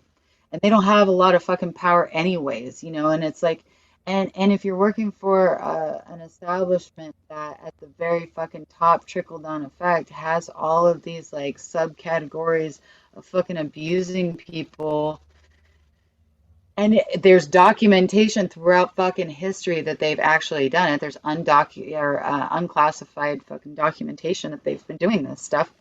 I don't know how you can disassociate and think that it's not happening like in real time now. I don't understand that other than they've really gone to lengths to anesthetize us and calcify our pineal gland, which is, it's not by accident. Like 432 is what like my sound wave bed is tuned to. It's like it's the resonant frequency of the earth. It's the resonant frequency of heart. Hmm. Really any frequency that you love is the frequency of your soul and heart. But it's a frequency that's very like easy for us to connect with. It's very harmonious, and they changed all of the frequency of instruments. I think in 18, they've done it a few times. 18 something. I don't quote me. I don't have the retrieval that like other my son does. But anyways, they changed it all to 440 rapidly. Like Hmm. this guy in France, I believe, decided that all of the instruments were going to be fucking changed to 440. And you can say, yes, there's no bad frequencies, but there are frequencies that disrupt us, and there's ones that make us more harmonious, that create cymatic patterns within us. And 440 stimulates your third eye, whereas 432 stimulates your heart chakra. Huh. And So that's keeping you in disillusion, illusion. And if you think of all the music that we listen to, coupled with drugs, alcohol, LSD, whatever the fuck people are taking, so you've already sort of like opened up this portal to listen to 440, which I think keeps people in dissolution. It's like, if you think about, like, I think about this. I know songs that I learned when I was when I was like 3 or 4 years old. I could still sing them. I can sing commercials from the 80s when I used to have TV and listen to commercials, like, and they'll just pop in my head. But I'm like, man, what a great way to brainwash people in this subtle ways through music. And who the fuck knows what all of these messages are going through? And then you couple that with like people watching videos with like, these patterns of dance moves and shit. And I'm sure that sounds really, I don't think everything is like witchcraft, but I do think everything is witchcraft. I think we're ran No, by I an have to tell occult. you too. I think And it's like light, dark, high vibration, low vibration, like high they know all the intention. powers of their symbols and we know none of the powers of ours. They know all the powers of their tones and we know none of the powers of ours. Like they know all the powers of their inversion moves and we know none of the powers of ours. And they've We're learning convinced though. us to feel, whatever ist they want to put on the end of us, like sexist, racist, Yeah. ist, chauvinist, whatever, to not do what might feel natural. And they've put even slut, because some women can move their bodies in a way that evokes things. It was the oldest magic. Before we could even grunt, before we had full words of our spelling, we could move our bodies. So we had the fire and we would dance around it. And it didn't matter. The whole tribe would do it. And we were good in seeing in the dark. We didn't have all this bullshit light. So we would see our spirit guides, I think, right around us. And sometimes we would collectively see them together, or sometimes maybe it was one person in our group could see them, but we all had to dance. And then we learned how to use all of our tones, and our vocal cords got stronger, I think, and the tones got broader. And then sometimes your tones would be different than my tones and somebody else's tones, and we could probably put it together and make a twister. I don't know. I just I Yeah. think that Portal will open all up. of it, I think all of it's a magic. And I even I think sex is a magic, orgasm is a magic. I think blood is a magic, salt is a magic, tears are a magic, screaming is a magic, clapping is a magic, like praying, meditating, gyms. I can't think of Thinking, anything. reading, everything Yes. is magic. Bathing, like it's all ritual. It's all, and the more I think that we reclaim ourselves with what we really want to invoke, like with when I do sound sessions with people, especially in groups, like one of the first things that I teach them is the 5 Tibetan warrior syllables, because it really is like it's like clearing out and creating all of this space with your third eye and your crown chakra. And then you're going down into your throat chakra and you are balancing out and clearing out what no longer serves you, so you are able to hear your truth and speak your truth. You go down into your heart chakra, which I believe is like a huge part of where we create alchemy, is in our hearts, to transform things within ourselves or energies. Our whole body is, but like I feel it so much in my heart chakra. So you're cultivating like love and compassion and sacred space so that all of your fragmented parts of yourselves can feel like they have a mother, like they have a father, like they have a grandfather and a grandmother, and that they're connected, and that these fragmented selves can be able to be seen without retracting from. Like that's how I feel like when we're starting to do trauma work and the stuff is starting to really come online.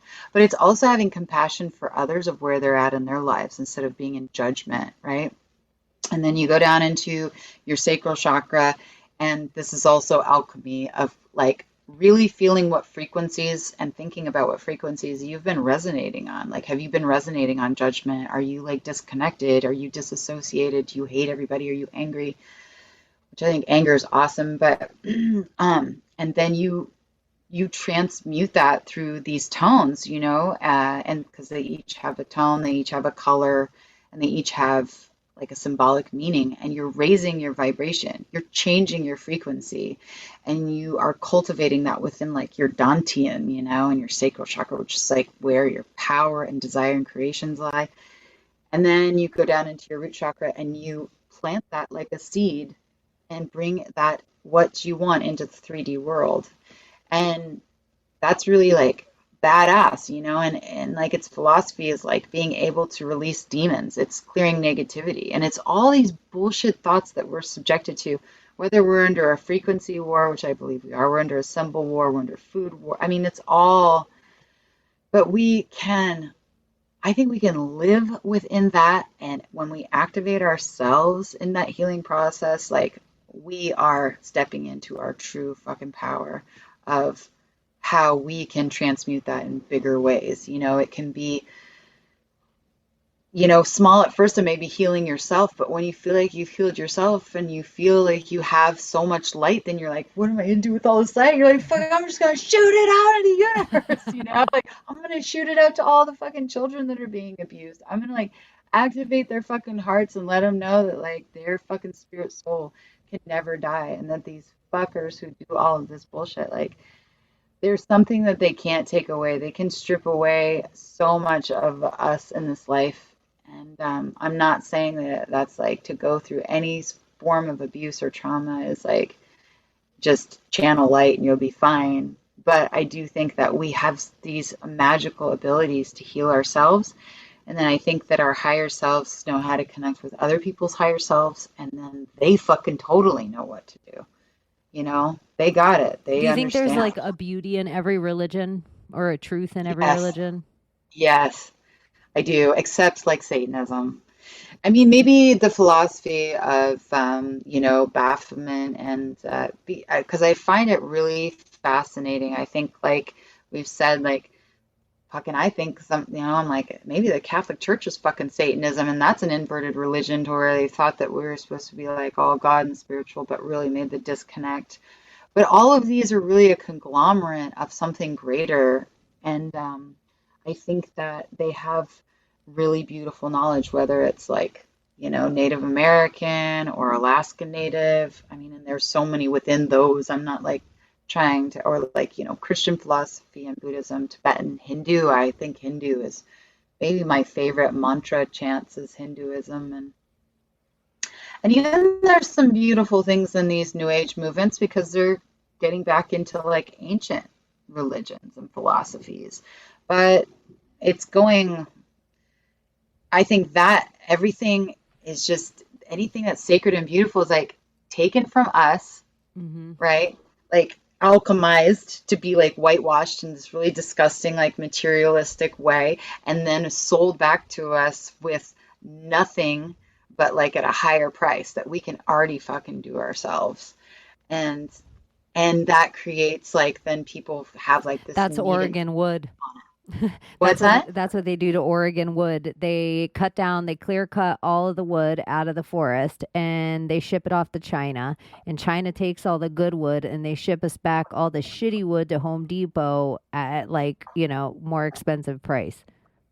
That's like literally, I think that application applies to everything that like they fucking the do. Evil they.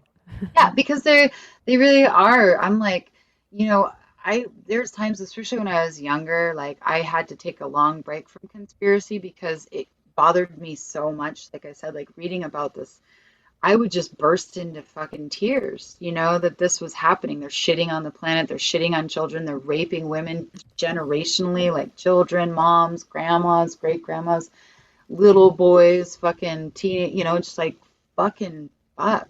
It's a lot, if you had the perfect fucking family growing up and, you're still going to be traumatized if you have a brain and understand that this shit is actually going on. They're like just raping the world. Yeah, and, of everything and everyone and every culture and everything magic and everything special. Everybody's God, whoever your God is or whoever your Christ is, they're taking it away. It won't be there. Whoever you think yours is and whatever God you think is the one blanketing your God from existing, no God will exist. It will be the government. It will be a government. Yeah. Yeah, that's selling you like the fucking, the snake oil that, and they're the ones that like poisoned the fucking well in the first place. It's so crazy to me. Like, things that I read even now, I'm like, fuck, man, this is really like there's really a hard part, and I think that's part of our nation too, to kind of like want to give our perpetrator the benefit of the doubt. But I'm like, they really fucking do this. They're really doing this. They really did that. They They're knew that fucking, about us. and they're doing it like psychopaths, like not even thinking twice. Yeah, they were trusting, loving, caring people that want to ultimately make peace. We want to alchemize into peace and harmony, and None I of think us that become Jeff Bezos. We don't just keep getting all the money in the world and not cure all the hunger in Haiti, all the hunger in blank, all the hunger in, like, none of us normal whatever people, the ones they keep trying to tell us human nature and we're all so shitty and we're the ones that create every right. war and hunger and famine, but it's really them. If we all became Bill Gates tomorrow, we cure homelessness in America and don't even think twice about it. Like, we don't even know the difference of the amount of money we had the day before and now today. Like, I don't. That is fucking true. And everyone would have clean water. Yeah, Like, we wouldn't even think about it. We'd be like, what problem in Flint, Michigan? I'll be there in tomorrow. Like, it would just be normal. You'd be like, Yeah. Kanye's gonna do a concert and Michigan water's clean. And then you'd be out. And people would be like, you're not gonna have any money next year. And you'll be like, I'll be fine. It'll be great. We don't even need money anymore. I know. Money shmoney. Yeah. Yeah. No, I think that that's totally fucking true. I try to tell that. I use that analogy. I'm like, how can you have the smartest, most amazing, brilliant, richest, wealthiest people running everything in the world, and everything is more fucked up than it's ever been? And then I don't remember what I was listening to, because I really haven't been listening to a lot of podcasts. I've been really taking a break of just listening to all the atrocities, but they were talking about experiments that they did on all of these cities, like spraying chemtrails, yeah, but also like getting machines and like just fucking spraying radiation, or like a lot of radiation experiments. And then it's all in these cities that have the highest fucking crimes, that have the most corrupt politicians running them to this day. And those are like, like St. Louis and Chicago and fucking, like Detroit and places in New York, California, and I just find that that's really fucking, I'm like, you can't sit and look at all this information and think that this is somehow a coincidence and that there's nothing that anybody can do about it except like build a fucking gated community and then shame everybody for wanting to fucking build a wall around the country. Like, that's the stupidest, most contradictory thing I've ever heard in my life.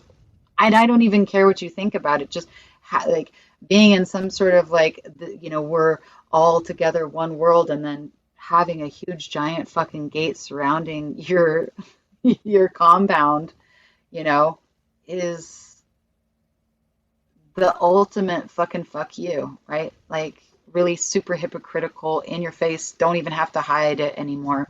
Bullshit. I just can't understand.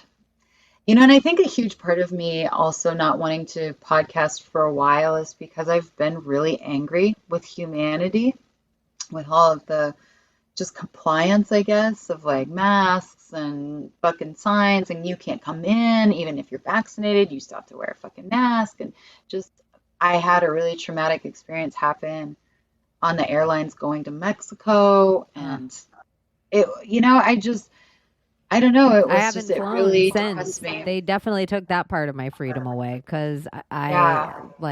I haven't done anything. If it required a mask, I haven't done it since March of 2020. Yeah.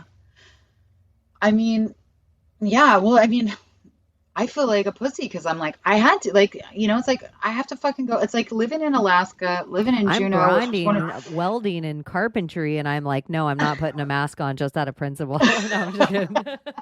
Like, I'm doing legit jobs that I need a mask, and I'm just like sucking it up. Never.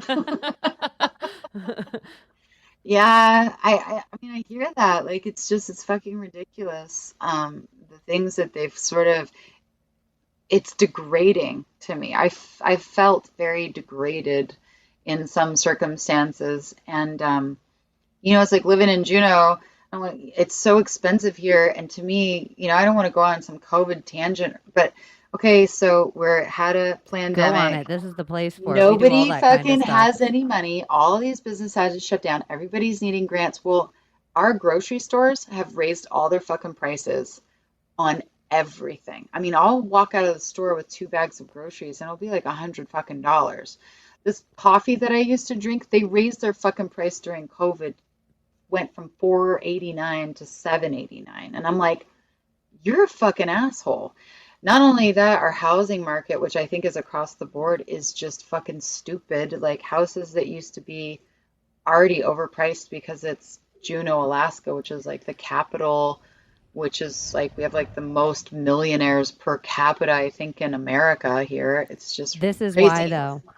This is why every single small town or mid range town across the country is feeling this because this is how many assholes were shoved in one high rise of all these buildings: Chicago, Los Angeles, San Francisco, New York, all the places where they really dictate the news and dictate from their hierarchy and the better than thou. Like, we're the most educated. We're the ones on the coast. We're the ones in the big city with our hipster restaurants and our whatever bullshit. And our shit smelling Yeah, sidewalks. You're well, like, all those fucking people all left because they realized once you took away all the, it wasn't so great. No matter how many times Anderson Cooper kept telling them their cities were good or whatever, they all bailed and they filled all of our mid-range and small towns. And that's just one floor of one building. They had so many humans shoved into all of these friggin' probably ley line, who knows what energy yeah, vortexes these probably. cities are. They had so many people in these places. It was unnatural. It's unnatural. Not human. Humans cannot feed that amount of humans in that amount of space. Plus, you don't get sun. Like, if you're walking in a city where you're surrounded by skyscraper buildings and billboards and all that shit, like, fuck. Like, I have a really hard time. Like, I took a road trip. I grew up in Southern California, so when I was a kid, I was probably like, but it wasn't to the degree that it is now. But, you go in cities and it's so fucking overwhelming. And,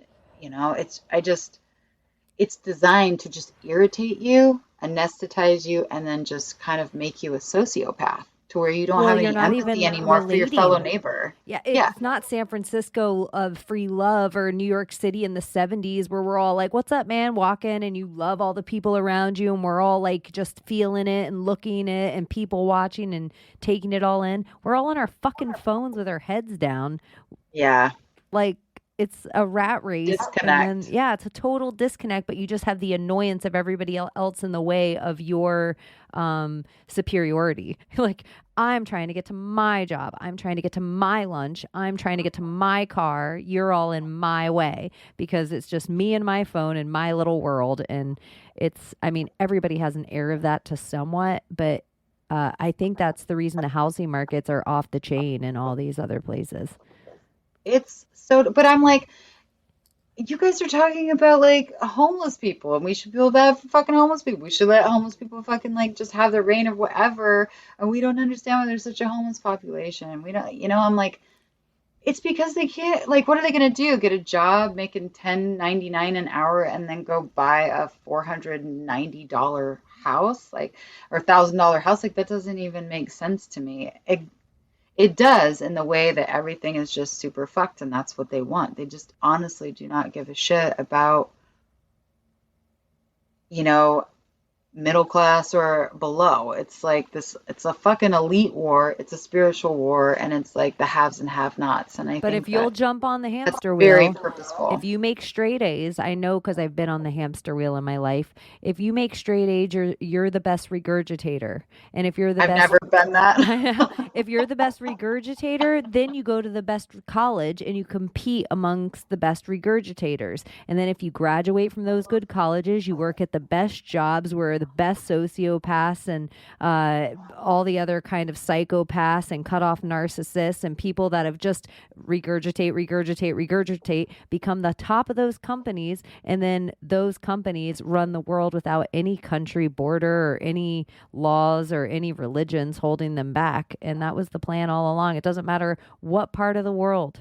It's still the best regurgitator, goes to the same college. If you were born in China, born in UK, or born in California, you still probably went to Harvard, went to Yale, went to Princeton, went to Oxford, we could probably list off the same breeding grounds that all the tops of all these companies all went to. And then to add insult to injury, if we look into any of their bloodlines just far enough back that I can go far enough back and I still haven't hit royalty, but they all seem to be related to each other and attached to some weird bloodline. And I don't know. It's pretty creepy. To me, it all seems like a tale. I don't think we ever got It's like a grim fairy tale. Yeah, like we never got the TV to be informed. We got the TV to sell us the Shakespeare play. We never got the... And I knew that. I remember like saying that, and it was such like a Christian thing to say, and I was probably in my 20s, but I was like, I think the TV was fucking like designed like by the devil or something like that, because I actually had this experience. My son, I had him when I was 21, and he was like, me and him, I had left his dad. I leave people a lot. So I'd left his dad when he was like 2. And so it was just me and him living when he was really little. And I think I was living in this trailer and had cable, and he was like watching TV.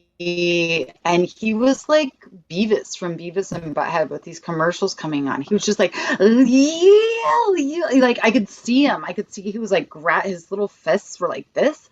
And he was just like shaking, like with excitement or fucking, I don't know what, like having a frequency, like, like seizure almost of just amping the fuck up. And I was just watching him, and I went and shut my cable off the next day. I was like, yeah, fuck that. It's like, we'll go rent. I would rent like CDs, like DVDs from the library and shit. But I think that we are so bombarded with frequency, and we don't even fucking understand that keeps us irritated. That keeps us being like, oh, I need the perfect food. Oh, I need the perfect psychiatrist. I need the perfect medication. I need the perfect yoga class. I need the perfect this to be able to, combat all of these fucking frequency anxiety, just general unhappiness that I feel all the time. And I'm not saying turning off your TV is the fucking answer, but certainly stop face fucking your phone 24 hours a day. It's like they have to make an app for adults that tell them they've been on their phone too long. Okay. That is like heroin. People can't regulate themselves. It's like one of the most addictive fucking things. And people, what I think is gross, are just handing fucking iPads or whatever to babies in strollers and have little babies just fucking be like, it's like a Wall-E come true. Here, we just invented an app right now. There should be an app, but every time you look at Instagram, you decide what apps of yours go into this app. Loser. Yeah. It adds up all the time you spend on these, and then you get a notice, however often, that it would be something that it would be like, brink, you could have written a thesis in the amount of time you spent on, brink, you could have written Stephen King's The Stand, brink, you could have written all of Shakespeare's works, brink, you could have written, like, it would be... You could have had a college degree to find out. Yeah, you could have painted, you could have built your own house. Chapel. Yeah. That's what it should tell you. Like, in this amount of raised time, your children with ethics and morals and values. Yeah. And you could put in a couple of things you want to get done and how many hours you think it would take you, that it could be like, bink, you would be an eighth of the way done if you started your... That's so awesome. Then they'd just be busy looking at like how much time it would take them if they just stopped looking at that app. They'd be like, you stopped looking at this app and seeing how much time you're taking. Yeah. You could have made your own app. You could have been Logan Paul on Instagram by now. Like it's all reversed. I am so glad that you responded so awesomely. The other day, I think I got on there, I saw one thing from a friend of mine who actually lives in Ireland, and I don't ever contact her or whatever, if you're listening, sorry, but the thing that she posted, I was so, like, it was almost like a vampire attack. Like all the blood drained out of my body. I was super nauseous, like just, and then I read the comment that a person made, and that just, when they're like, "Good for you, girl, you're brave," and I was just like, that's how I heard it in my mind, and I was just all, ugh, cancel. So and so I just like messaged you, and I was like, I'm done. I just think, I think it's so cool. I think there's so much fucking cool stuff on there, but just right now, all of me is just saying like, not right now, and I'm totally fine with that. And um, but I think about people that just live vicariously through these fucking online apps and stuff. And I think I was the last person to find out about Twitter. I actually got on Twitter in 2020, which was great. For like 5 months. I was just laughing my ass off and like getting really even deeper into conspiracy. But then like I think at the 6th month I was like, I got to get off of this fucking thing. Like this thing is insane to me. Um, and I'm just always the last one. I was the last one to know what like Tinder was. I was like, what the fuck is this? Like, I just don't I even still realize don't that these know things a dating exist. app. I don't think I ever will in my whole life. I'll never know a It's a dating app. thumbs up, thumbs down, basically. It's Like I like the wouldn't know a dumbest, left lowest or a denomination right. of like, uh, uh, like that's what it is. It's I like, will honestly, if something ever happens and I'm ever a single person, I will never, ever, ever use a dating app. I'm saying it now so people can try to throw it in my face later. I don't think that'll ever be my modus operandi. yeah, me Not that I neither. judge anyone. I just want to, I feel Yeah, like I better in the flesh. Like I'm better in the I wouldn't speak well on paper. I don't think if it was just listed out. I do think you the want to way do sex? I know the amount I of want to get on there information just to I'd mess give. with people and Do the most honest profile ever. oh yeah. Just or make I like the idea of like making fake ads, that's always been I love flyers. I have like this really magical thing like um like when I'm doing sound baths and stuff and advertising anything that I'm ever doing, if I post it on any like social media, even if I get thumbs up, which I'm like, thanks. I don't want a thumbs up. I want you to come. Like, I want you to follow through. But I've never had luck. But if I make flyers, which I love flyers, I love making flyers, even though I'm not that great at it, I'm sure people are masters at flyers, but I still enjoy making them. That's where people have always been like, oh, I saw your flyer. And it's interesting to me. It's even more magical because I'll print off like 20 flyers and maybe hang up three because I'm like the worst advertiser for myself in the Me history of the too. I'm world. so bad at self promotion. Yeah, so I'm like, if somebody sees a flyer, I'm like, oh, they were super meant to come, like it's magical. It's like, it's serendipity. They were supposed to. I kind of, it's part of the meme magic of it all that something that we all are in with intentions that we work with online when we make memes or meme cook.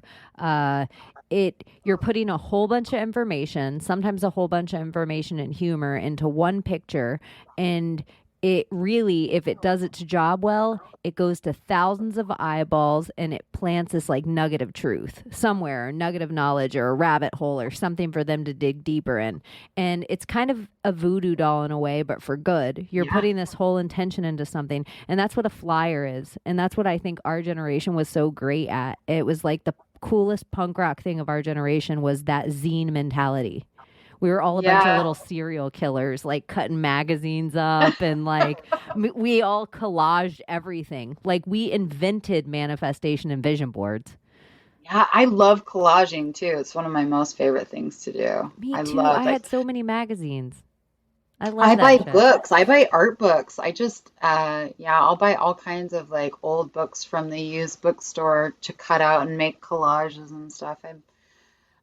I think it is magical because it's like you're physically also putting your intent. And I feel that way with memes. And I think that's people's superpower. Technology is not one of my superpowers, and being online is not a superpower. How I ever figured out how to make my own website and like post a podcast and stuff was literally a miracle. There was a part of my brain that, would just be like, but then I'd be like, it's okay, let's figure this out. And so another part of my brain had to come on and be like, oh, okay, read everything that they're posting of why it's not working out. And so that was good for me. But, and I might have to get back on eventually or something. I think that your posts are some of the coolest, most thought-provoking shit that, I mean, it's probably one of my funnest things to look at actually when I get on Instagram as your stuff. It's fucking hilarious. And there's a couple people that I follow that I think I've met through podcasting and knowing podcasting that do the same. And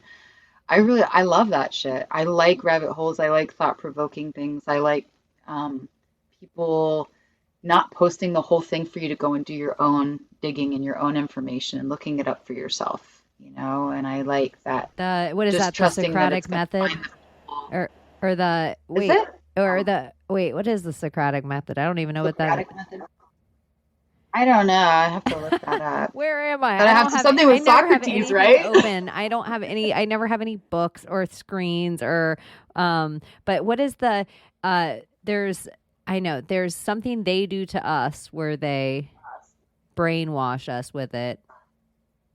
I don't know why my head just went completely blank. Is that the thing where you? I feel like it's like on the tip of my tongue. It's like is that like when they kidnap you? Is that the kidnapper thing that you're talking about? That's Stockholm syndrome, right? No, wait. That's when Stockholm syndrome. Okay, yeah. Wait, is that right? Either Stockholm syndrome, something totally different. Probably. No, it sounds right. Well, okay. Now I'm gonna be rude and look at my phone and look this up. Another thing too. I was listening. It's like our brains. They really are. They are supercomputers. Like back in the day, I think telepathically. It's like your friends just knew to show up. If you say you're going to show up at fucking 9 o'clock or whatever, we would all show up.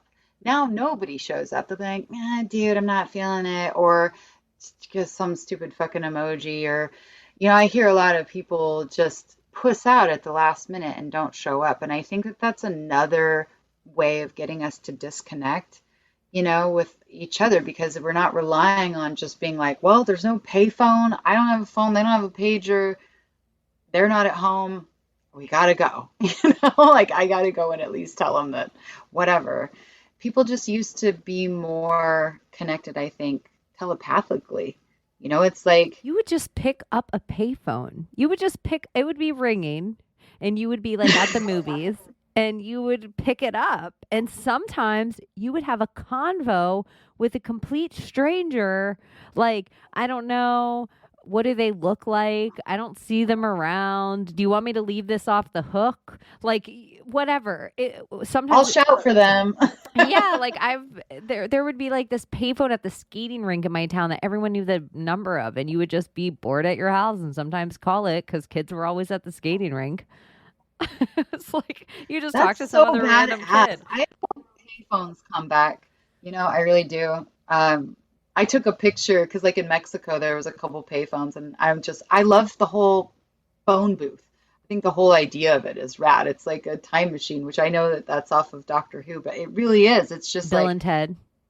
Oh yeah, Bill and Ted too. Yeah, the travel fucking dude. It time probably machine. legit is really attached to something. Because think of landlines, how they were attached to everything, and think of the metal conductivity of a phone booth, and even Superman would change in a phone booth.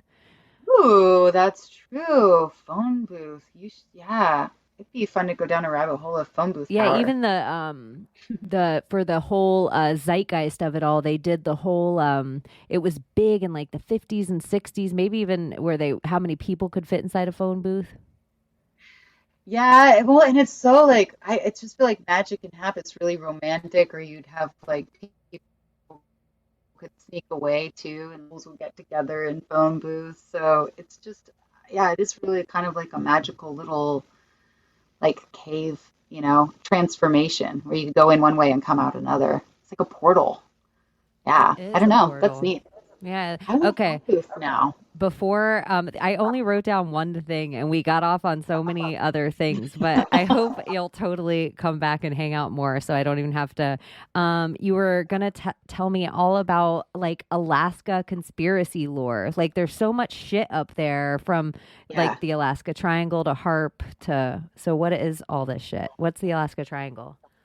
The Alaskan Triangle, well, it's like the Bermuda Triangle where like just weird shit happens. Okay. And it goes from, I think this is correct, Juneau to Barrow, which is the top of Alaska. So I'm in Southeast. So and Alaska's fucking huge.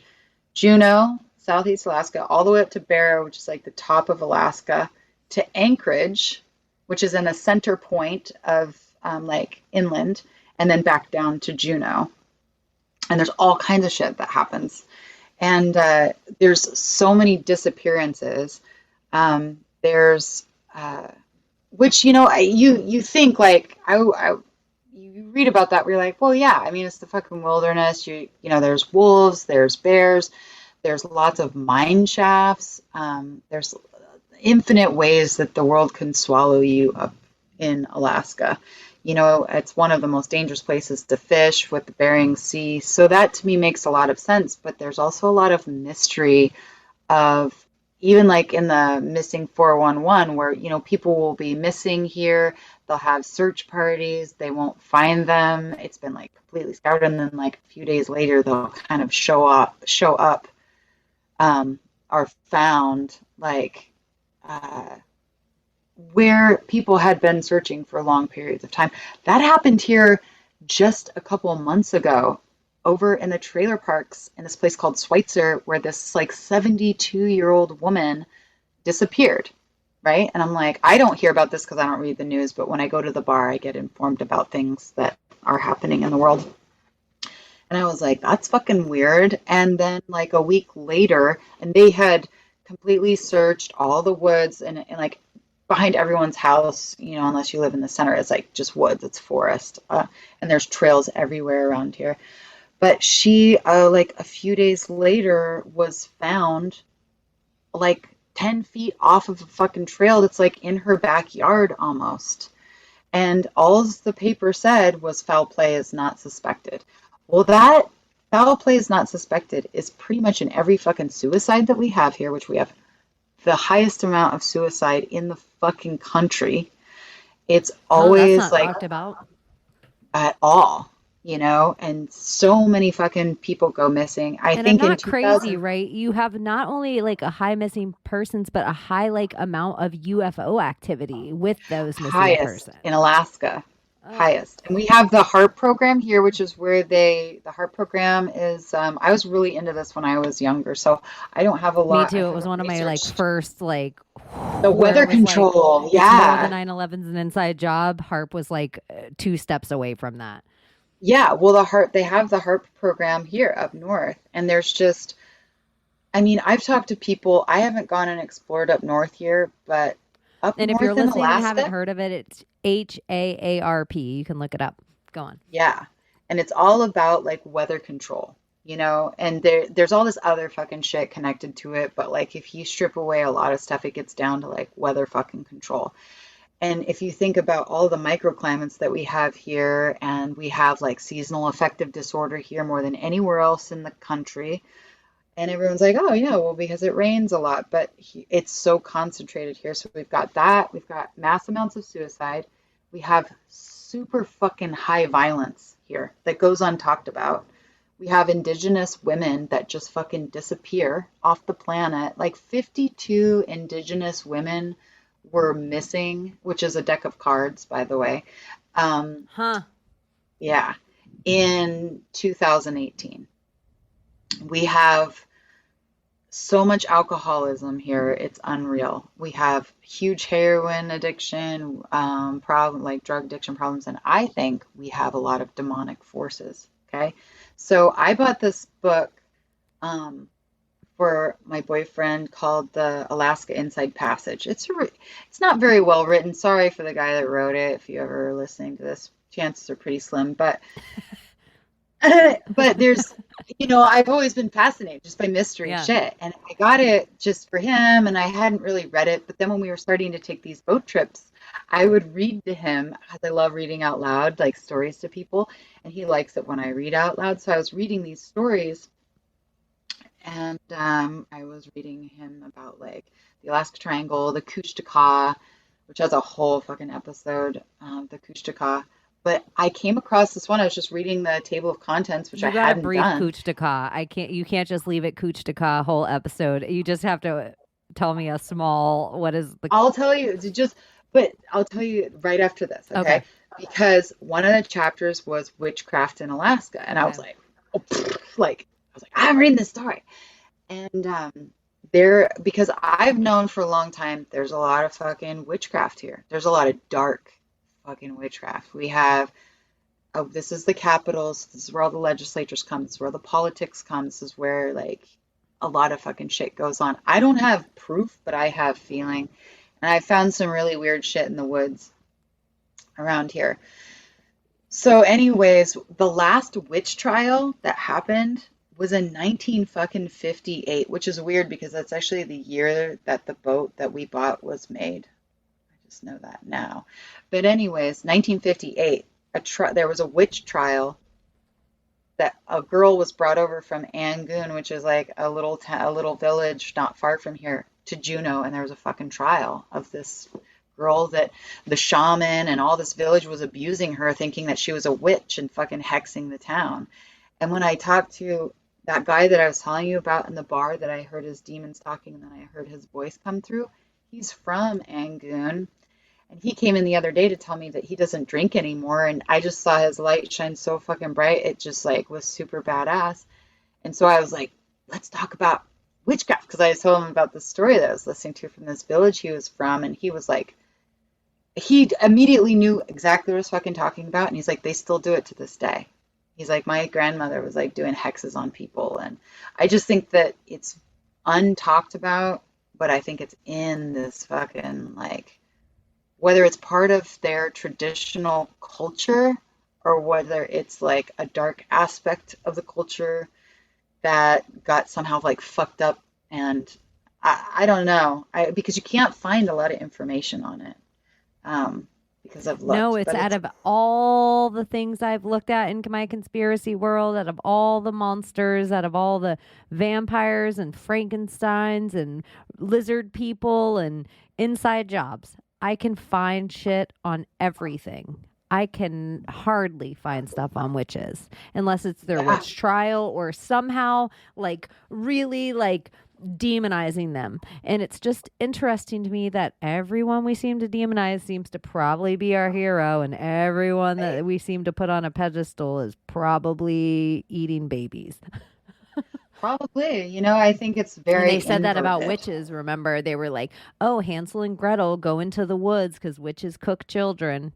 Like, really? Mm-hmm. Like the No politicians cook children, you fuckface. yeah, that's what they should have it. Skip to Washington. Skip to DC.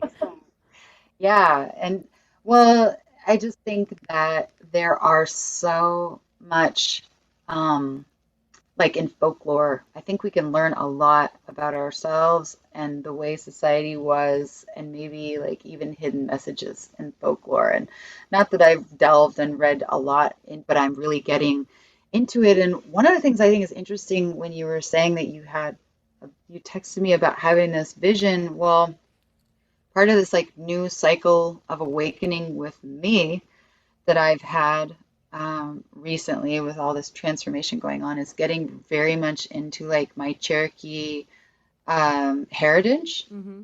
Like all of a sudden I was like, I want to learn the Cherokee alphabet. And not bragging, I know everyone can like connect themselves to, like high up people that are, but it is in my lineage, that Chief Sequoia is in our lineage. He was like my great, great, great, whatever the fuck, great uncle, and he's the one that wrote the Cherokee alphabet.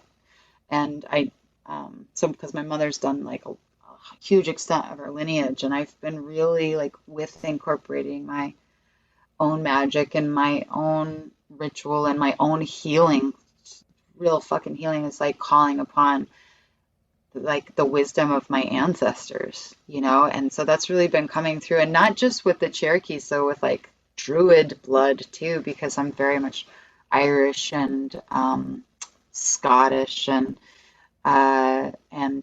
so I don't have a particular, but I've never really been interested. Like I love Native American culture, philosophy, songs, all of that, like rituals.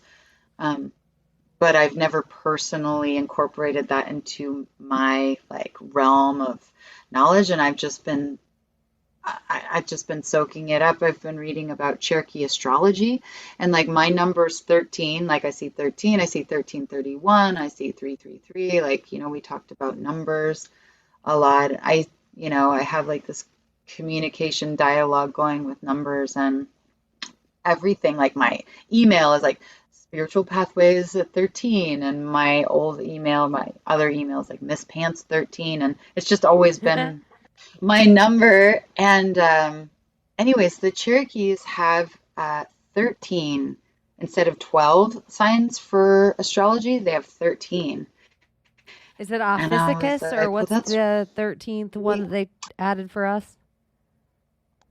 I have not gotten that far in the book because I read at night and I fall asleep a lot. And also, there's been a lot going on. And I also read like 15 books at one time.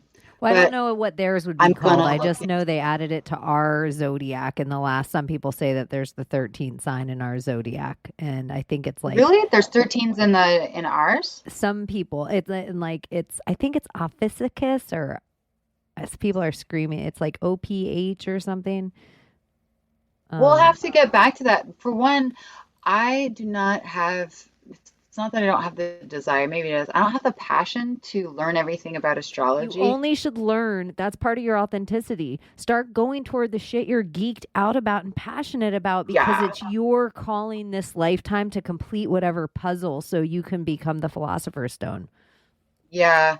Well, being like really embracing like being a witch is it. I had this reading like last year because I never was like, it's not that I wasn't into witchy shit, probably. I've always been into like more esoteric, metaphysical things. I've always been like, it's like when I would take, you know, any psychedelics, I'd be out in nature, you know, like sitting in the dirt, like worshiping the stars. I wasn't like sitting at a party, like trying to hook up with somebody, you know. I was very much like kind of wild child.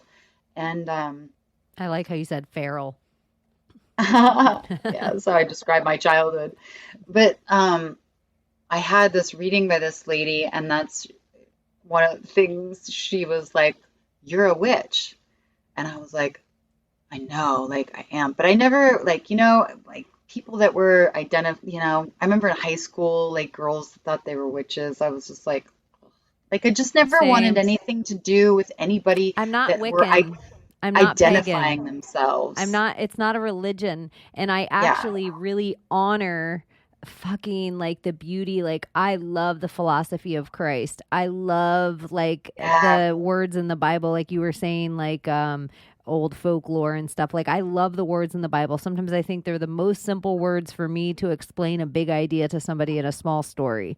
And I love Far Eastern simplicity in their quotes of sometimes it just is small isms of like Taoism. Like, it just is a small quote for you to think about for a while and just let it be and just let it sit.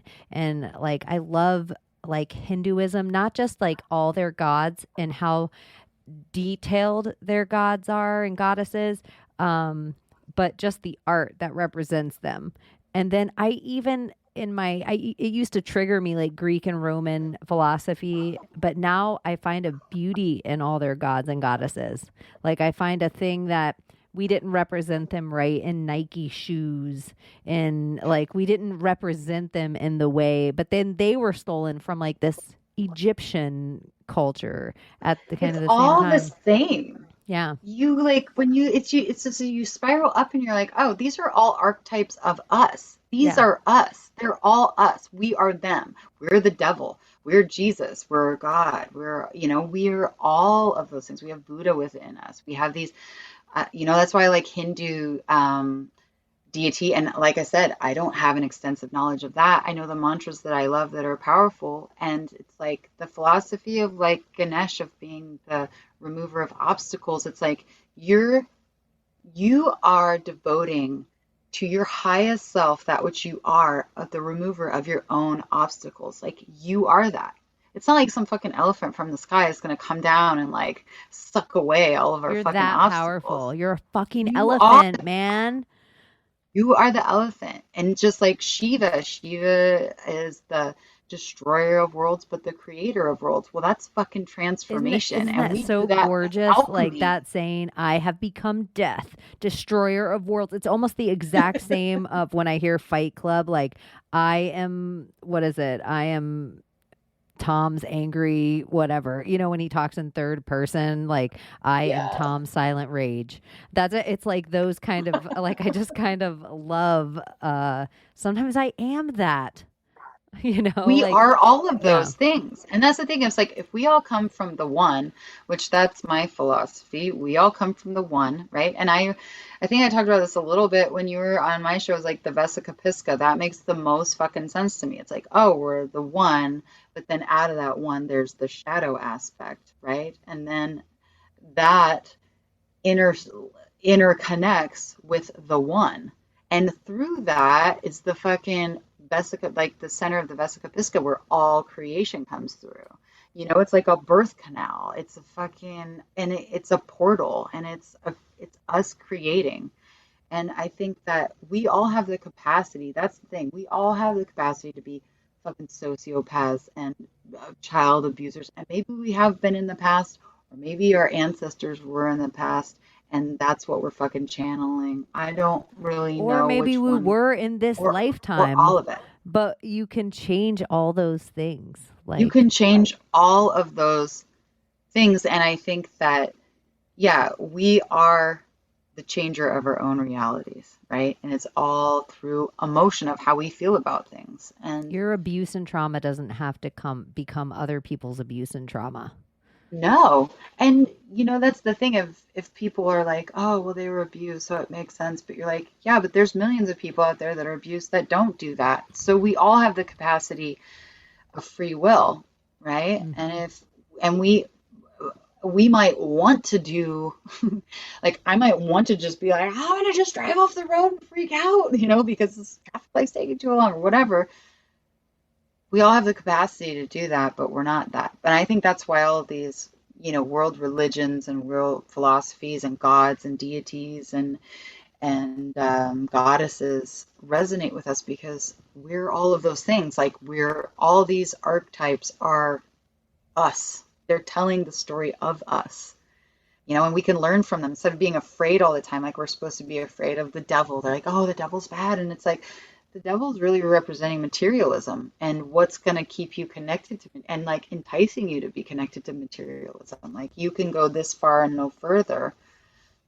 That's a good thing to know about yourself, because you can change that. You can alchemize that. You could transform that, right? And if you don't know that, then you're stuck more than thinking that God is, or that the devil is a boogeyman. And I think that's kind of what they thrive on, is just constantly getting us to be afraid of really going within ourselves on levels that we don't even fucking know that we can go to, because it's infinite. And the idea of like infinite possibilities and infinite transformation and infinite ascension is like, that's some badass stuff. We only have like, I don't know, meditation or Hollywood to tell us what that looks like, Yeah, what all of it looks like, what our God's supposed to look like, what our world's supposed to look like, what a bad day looks like, what a virus looks like. What love looks like, Yeah, what what relationships, what romance. sex looks like. Yeah. And Yeah, it's everybody's getting true. And most polluted. people are unhappy, right? Like, I shouldn't say that. That's a blanket statement. Most people are not maybe This is unhappy, but something I I think think I'm a lot coming of to the people are terms not to. living, I I think a think lot of people aren't living in their heart selves, I think and they happiness live is fleeting. vicariously through these movies. Happiness is the fake emotion that we're told we should be living in when we shouldn't be living in happiness. Like happiness should be like a drug, like bliss. Like those moments should be so, I think they should be wonderful and I think they should be there. But I think other moments should be, but can't there be fun anxieties and thrill and hardship and a little failure so I make my idea a little better? Or, it's just like there has Yeah. to be all bunch of stuff so you can really be like, holy shit, everything's taken care of. Everybody's fed. I'm looking around and all the faces I love. Like, this is fucking happiness, this moment. Like, this moment, all of the hard work or the blood, sweat, and tears up into this is happiness. I think we're under this illusion because of the fucking Facebooks and the Instagram. We're looking at everybody else's like picture of my perfect happiness. Look at me on my vacation, my perfect family, my perfect spouse, my perfect whatever moment you're taking from this. But that was just a fleeting moment. And it was such a fleeting moment that it was a fleeting moment so fleeting, you saw a fucking picture of it. You were involved in the moment that you're assuming was the greatest moment of my whole fucking life. That wasn't that fucking great if I was like, everybody together, let me take my phone out. If it was really so fucking great, we don't even take our phones out in those moments. If the sunset was really that fucking great, you're not taking a picture of it for anyone. You're fucking captivated by it. So I think so much of our relationships and the beauty that we see every day, we're like giving the illusion of our cool life that we have or our beautiful view that we're having. If it were really that fucking beautiful, put your fucking phone away. Yeah, or that you're in the present moment with it. You're in it. You're being it. You are it. You're like, no, you're a photograph of it. And but at the same time, while we say that, I also can see a flip side of that because I'm like, well, it's also, I think that those things could be beautiful to share. It's interesting that when we see these beautiful other experiences that people are having, the first thing that we think most of the time probably is judgment of ourselves.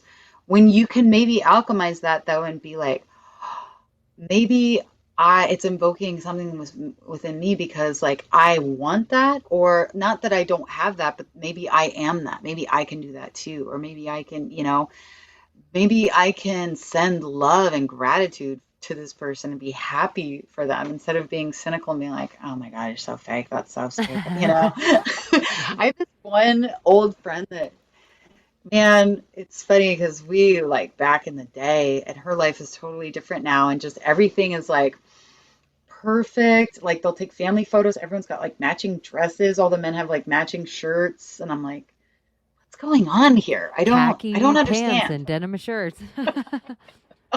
I'm like, all my photos That's how are I'm like, gonna take a picture with my coven. I want to see that. That would be so awesome. The funniest thing ever. The coven in mom jeans and denim shirts. Oh my God. I want to be a part of that picture. I'll be the one that takes it. Yeah.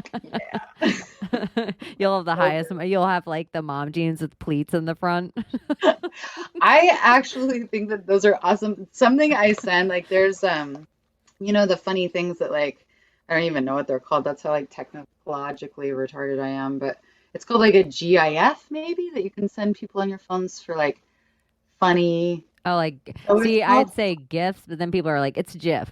And I'm like, who gives a fuck? I call it GIF, so I'm like, I spell like it out. How you're like, I'm not even saying either of them. But there's one that's like, it's these ladies that have the mom jeans on and they're like doing like this like sassy dance like with the mom jeans. And I send it to my mom every Mother's Day. I send it to my mom and my sisters. That shit makes me laugh every time I see it. And I've seen it so many times, but I just cannot get enough of that. That's your next outfit you should buy at the thrift store and just walk around. Get some Reeboks. Yeah, some high top Reeboks. Yes, with Velcro. I would totally do that. Yeah. Man, this is super fun. One of the things, I don't know if I looked this up today, but when we were talking about numbers and you were telling me some of yours, actually, I saw the one that you sent me. I saw it on a license plate like earlier today. And I was like, oh, that's funny because I don't ever, it's so random. Was it the 632? Yeah, it was 632. 632, I'm like, I don't pay attention. I pay attention to 432 because of music probably. And I pay attention to like all of the ones that 632 32 is a hertz too that I've found a tone of and will listen to sometimes just because I'm like, it's a number that's always harassed me. So I'm like, maybe it's the tone. That's awesome. Well, what's funny, 1116 is one of my numbers. It was actually like the time that I was born was at 1116. And I think that I changed like, because everyone's like 1111, 1111, which 1111 is badass. I love 1111. I'm not talking shit, but I was like, you know what's cooler than 1111? It's like 1116. It's the time I was born. So I see 1116 all the time. And this morning I actually looked up the meaning. I've never looked up the meaning. And it reminded me because I looked up the meaning of 632 and sent it to you. But so this is it. So 1116 is, it tells me that my thoughts have a big impact on my life. My angels and ascended masters are drawing attention to your natural power when you see 1116. And I was like, that's pretty badass, because I really have thought for a long time and known for a long time, especially with doing sound and understanding my own internal dialogue, my language that I use, other people's language, and then learning about the magic of sound. And sound is creation. It's like the Om. There was Om and it created the Sri Rancha, and then we've got like the word of God, and then there was creation. And so there's so many creation stories that are all about like these sacred sounds, and that our words really are another form of probably what's been inverted and used against us. But to just be more mindful about the words that I choose, and also like hearing really what people are saying repeatedly. And I'm like, oh, that's their mantra, and that's my mantra. What's my mantra? What's their mantra? Like, is it negative? Is it positive? Is it keeping them from, like my daughter, she's 9. She'll be always like, I don't care. I'll point something out. She's like, I don't care. I don't care. I don't care. I was like, do you know how many times a day you say, I don't care? But I was like, if you really don't care, then why do you ask? If you don't care about what you eat or whether you get something, or like, why do you ask then? Like, obviously you care. So you're like speaking one thing, but your energy is something different, so that's kind of like feeling like you have to manipulate through your words without really maybe being aware of it. And that's another thing that I've just been really, just honing in on for my own self, just because it's interesting to me. I just I'll feel get like plugged those are in fun, interesting things. to like something higher than myself sometimes, and I feel this like flow of my words, and it's coming from a place that's not me. I almost get to just be a speaker for something for a Channel. second, and then right afterward, like whatever demon or human is in between human me and that connection, always like 90% of the time says, I don't know, right when I finish. It's like almost like the Drop a bomb of like philosophical fucking like healing magical information, and you're like, or I don't know. That's exactly how it goes. Yeah, I feel the same way. And well, I think you could look at that as maybe like something like self-doubt, but I think a lot of times too, it's almost like making this declaration, like, I don't know if that's for you.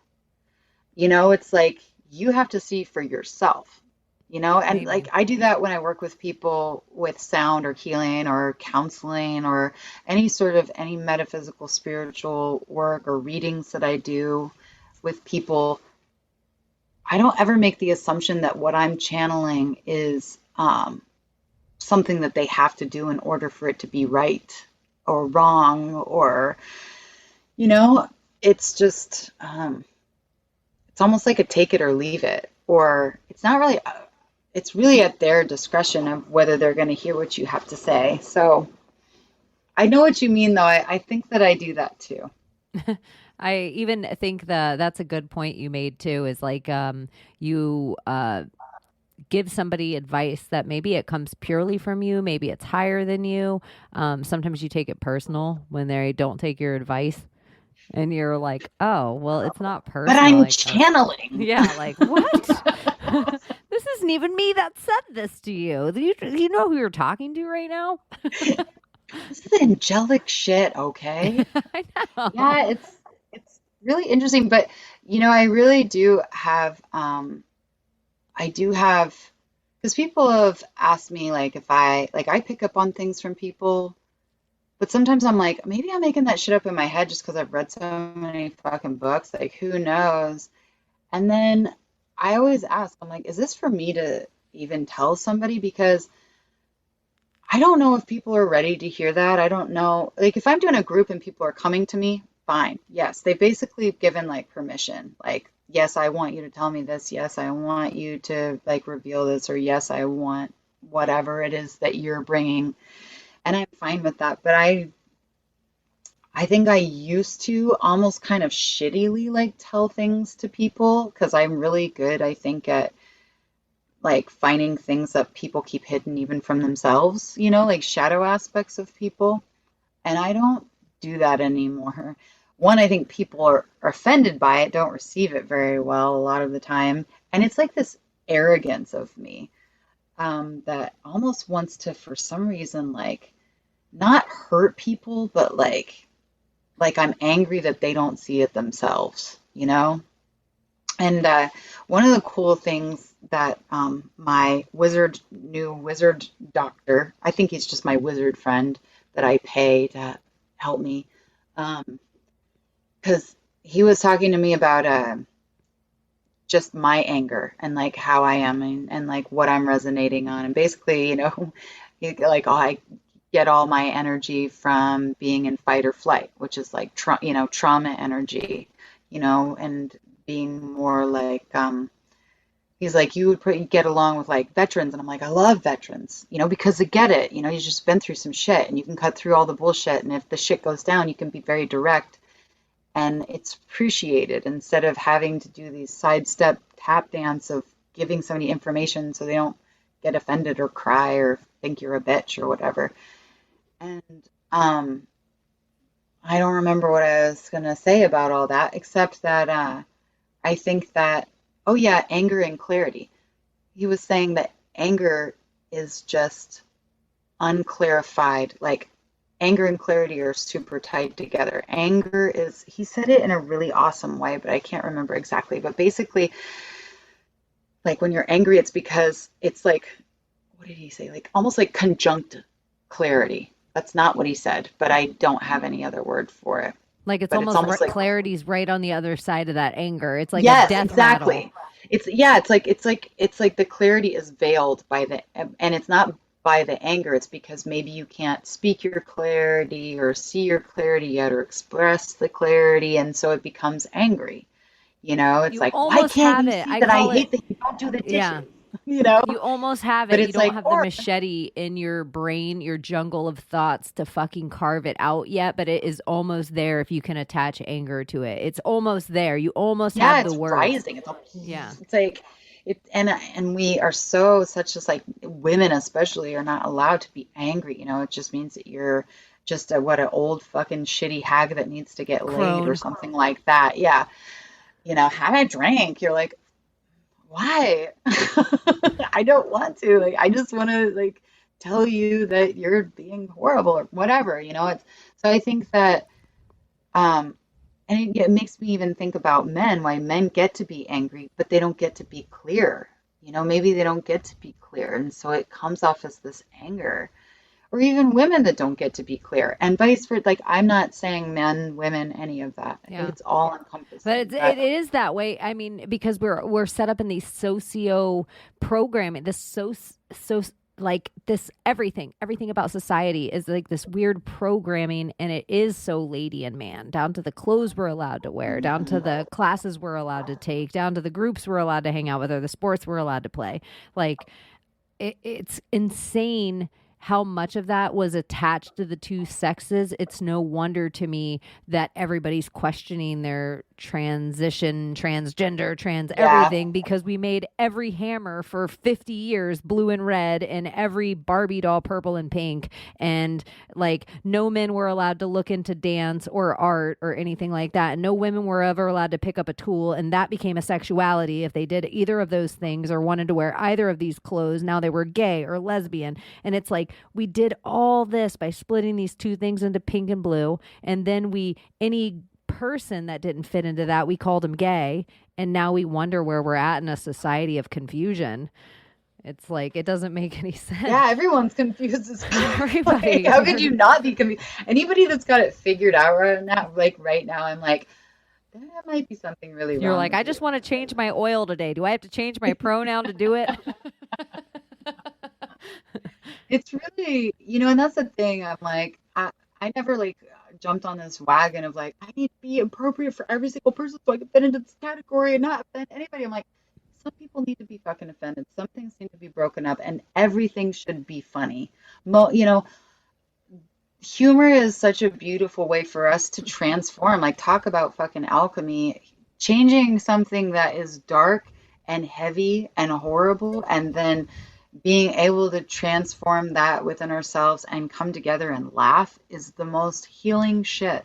That's like bringing the light into the darkness. That's really, and even that's been weaponized against us. Humor. Well, they like, have told you can laugh, us that but you can only laugh women at aren't this funny. and this. And if you think this is funny, you're a fucking psychopath, or you're a racist, or you're a Trump supporter, or you're a piece of shit. And it's like, meanwhile, they'll have the grossest, most horrible fucking things on television, on Netflix, all about children fucking murder, stealing their fucking luge, fucking raping them. And and in 2020, there was Nothing a lot makes of those me things fucking on Netflix. angrier than hacky humor. Like, if it's shit humor, it will make me pissed. I'm like, when I watch a room laugh at something not funny, I'm just like, it's almost as bad as them wearing masks. It's no wonder to me that they're all wearing masks, because they were laughing at Everybody Fucking Loves Raymond for a decade. So I'm like, I just would watch all these fucking shows on TV with canned laughter, and I would watch them laugh at the canned laughter. Like, if you took the canned laughter out of Bill Maher or Late Night with Jimmy, whoever,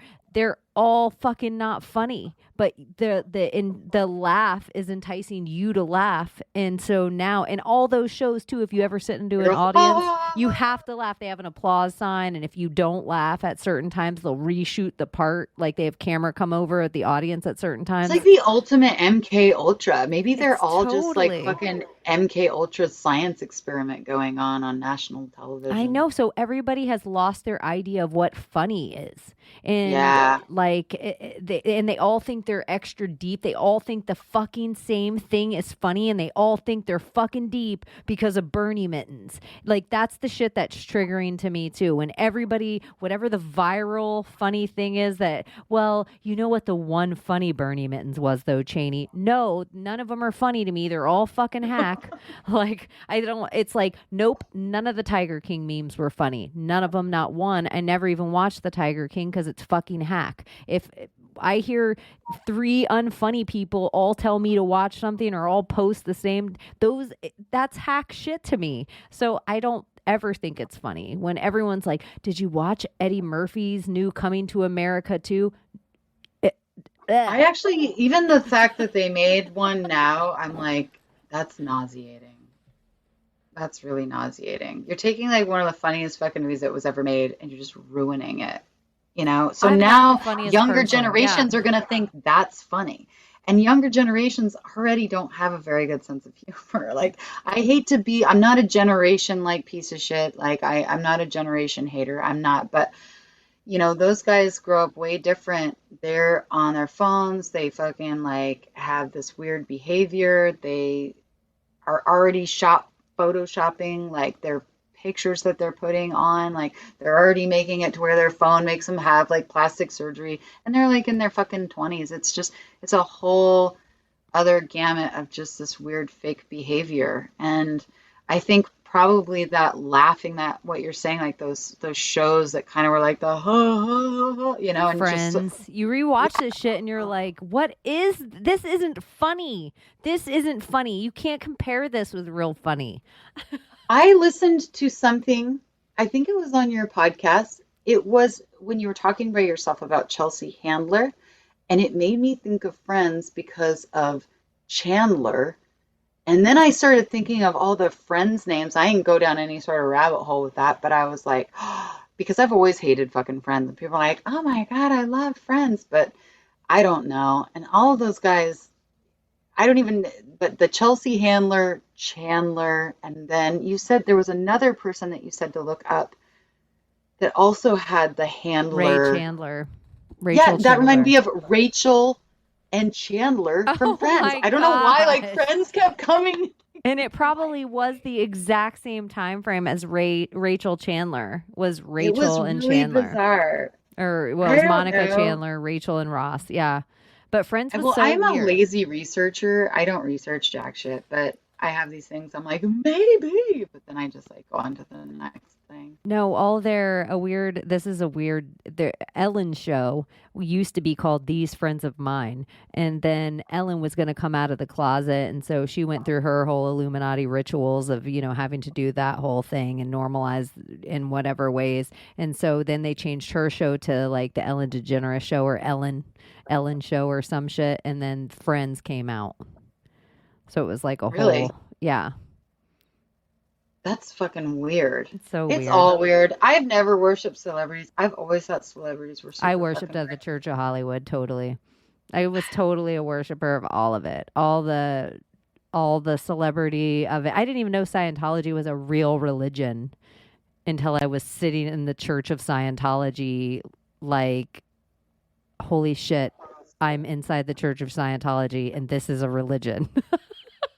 No shit. That's really cool. I So used to dumb. be so fascinated. I used to want to go undercover and be like a researcher for Scientology. That was another huge conspiracy, like hook when I was like young in my 20s. I was just like, this is so fucked up. And Now L. Ron knowing what I Hubbard and then know, being connected to NASA and just all of it. yes, I was just like like, ah. now knowing what I know Scientology, I just think it was all part of they knew like whoever the evil they were knew exactly Money. what the whole thing of Scientology was and they wanted to see if they could like manipulate the IRS in such a way. They owned certain like cruise boats for maritime law. They have real estate, like they're in probably the They're top 10 in buying real all the estate. Yeah, land. they know some shit. They're doing next level. But you're right. It was like Ron L. Hubbard, Jack Parsons, Mhm. Warner Von Braun and Walt Disney were Yeah. all like I always say butt In fucking each other cahoots. in their portals to like open Yeah. Thelema. I don't know, and I don't, since I was pretty young, I always liked weird shit. I liked Ninja Oh, Turtles and when I was Aleister little. Crowley. We forgot the Oh, yeah, yeah, da da the da. king of their castles. Yeah. Yeah, Aleister Crowley. To this day, like, I'm fascinated with occultism. I think I always have been, but I refuse to have like an Aleister Crowley book in my house, and I don't want to like. Also, I don't want it on my phone, like on Kindle or anything like that. Like, I'm really, Same. and maybe that's paranoid of me, or I just think that I can't, whatever. It's a belief system, but I just don't. I'm like, I It don't triggers care. me in a weird way. It's a Yeah, darkness that was past all my. I don't have any written. religious tropes. There's something about it that I just am not into. And I have gotten the calling of recent, like, I really want to look into Thelema a lot more. And, it's like him, and then there's a woman who kind of bottlenecked it in another way. There's like two people who bottlenecked it in different ways, but I think it's Hellenistic at its core, and I want to look into it. I have a Helen. I have a Helen, Diana. Like I like Thelema, like all the What is that? Are you or talking about Helena Blavatsky? Is that what you're no, talking about? Or are you Helena, talking like about? the goddess Helena or Oh, Helena. Okay. Diana. They all have like their own religions that kind of uh, come down off them in ways that I think Aleister Crowley, I think the one he bastardized was Thelema. And so you'd have to go I'll all just into. hear when you're done researching it because I think it's really like I think it's so fascinating, but like I just can't. I get so bored on computers. I'm like, I'm going to the beach. I realize Like, I'm never going to be the person on like any podcast where you're like, we're going to have Cheney on to talk about Thelema. I'm never, ever, ever going to be that researched of a person. God, if you ever come up, which you will, I'm It going to would be do a like one podcast. You're going to come topic, on. and it would be I'm like getting Thelema. canned laughing. I'm going to put canned laughing in and like fake clapping and be like, oh. Yeah, perfect. And then like have you in your weird like outfit that you would like wear in your witch coven for a photo shoot. My denim shirt. That would be the only Super one I could weird. do would be Tom Hanks. That would be the only thing I could break down where I think I could educate. Like if I were to go on whatever big podcast and they were to be like, Cheney's here for an hour and a half to talk about Tom Hanks, the conspiracy. I could to give you that. And I could just talk about it for an hour and a half, Tom Hanks only in Tom Hanks movies. That would be the only conspiracy I think I could just do. Well, come on mine and do it because I hate that like Joe versus the Volcano is one of my favorite movies, but I didn't realize when I was younger how dark that fucking movie is. It's so Especially dark. in the beginning and the corporate shit, like it's so and it's super fucking dark. Like the whole movie has so much like symbolism that I never even realized when I was younger at all.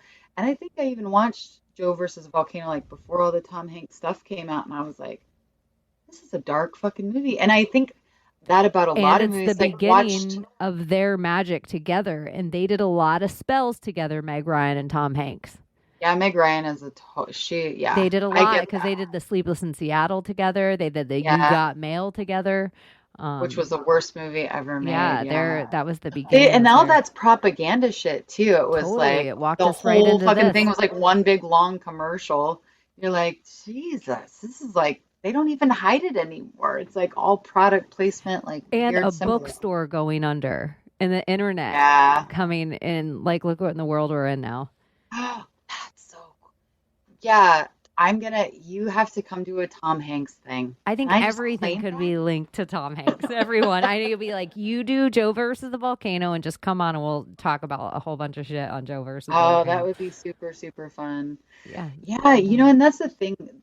When I said I don't worship celebrities, there were some things that really broke my heart, like finding out about some of these, I guess, like movies that I loved, or, just it's not that I idolized them, but it really is heartbreaking. And I think that I remember watching this documentary about even Disney characters, and that's kind of what they do to children. It's like they'll have a mother and father, and the parent will die. So it's like already like setting up this trauma for the kid. And I think that just continues with adults too. It's like you take like Michael Jackson. Michael Jackson was like a super fucking badass. He was the cutest little boy in the world, so talented, had this traumatic life, had this horrible, like disruptive, abusive childhood, where he was just used. And then we all see him like just being bigger than fucking life and then just sacrificed in front of our eyes, and that's how Britney. everyone is. Britney Spears, Miley Cyrus, fucking like Bill Cosby, Mel Gibson, fucking all these, it doesn't matter It's like a who. illusion of us with our heroes. It is because our hearts break because we're so empathetic. And I You know think what that it's they feed off akin of our to hearts being me? broken. I just think it's just something to me that I really, no matter what they tell me about it, I thought it was weird my whole life. I think whatever the evils of the Catholic Church or Episcopal Church or whatever religions, that they eat their Christ, they actually eat the flesh and drink the blood of their Christ. That is such a cannibalism of a weird idea that it's like almost Vampires. they're mocking something you would never do. Like it just seems like an off thing. It's something they would do. Like they would do that, and they're mocking, like, look at them eating their wafers and drinking their wine, and they are thinking Feeding it to children. yeah, and they did this whole spell saying that it's Christ, so it's their deity that they believe in, and we're mocking them by making them eat it. It just seems like a weird reversal of things. I think that, well, my belief system with that, and my dad, okay, so I grew up like my dad. It's very interesting person, but he's also a theologian. So he like went to school and spoke Hebrew and was theologian. So Wow. he's like quote the Bible all the time growing up and grew up in church and yeah. So but even this morning, like I was just saying this to my dad this morning, which I've thought this for a long time, especially when I really got into like conspiracy and spirituality, is that a lot of these religions, Christianity, with even converting and going and like missionary work and just raping and fucking like taking children away and shit, is that they are the satanic cults masked as religion of Christ and God and the Holy Spirit, and then basically like just getting everybody indoctrinated to blaming all of the atrocities that go on in this world on God, to hate God. And that's why atheism is just like fucking flourished. It's like, it's really cool to be atheist and just like fuck God. And I think that that to me is not by accident, that they wanted to sever your relationship with spirit and God, your true fucking divine connection with yourself and spirit that are one, and then come in and be like, you can be with Christ through me. I will transform all your sins through you, me. And that becoming like the first blackmail, who knows? I mean, that like world spread blackmail, and then abusing and fucking being organized crime and being heavily involved in the way the world is, in like super fucked up and disoriented and abused, and then having everybody turn on God and being like, well, if this is fucking God, you know, maybe they were grew up Catholic or Christian or whatever the fuck, and like everything in between. And then when you kind of get older and you're like dysfunctional and fucked up or whatever, and you're like, man, if this is God, I don't want anything to do with this.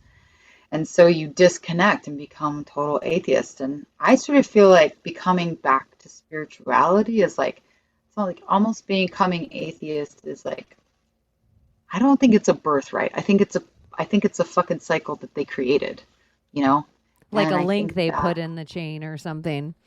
yeah, to sever your even deeper and to put all of your anger, all of your sadness, all of your disbelief, not on the church, because people are still worshiping the fucking church, but onto God and denying God and being like, oh yeah, God's just a stupid fucking thing in the cloud. You really believe that? If you believe that, you're stupid.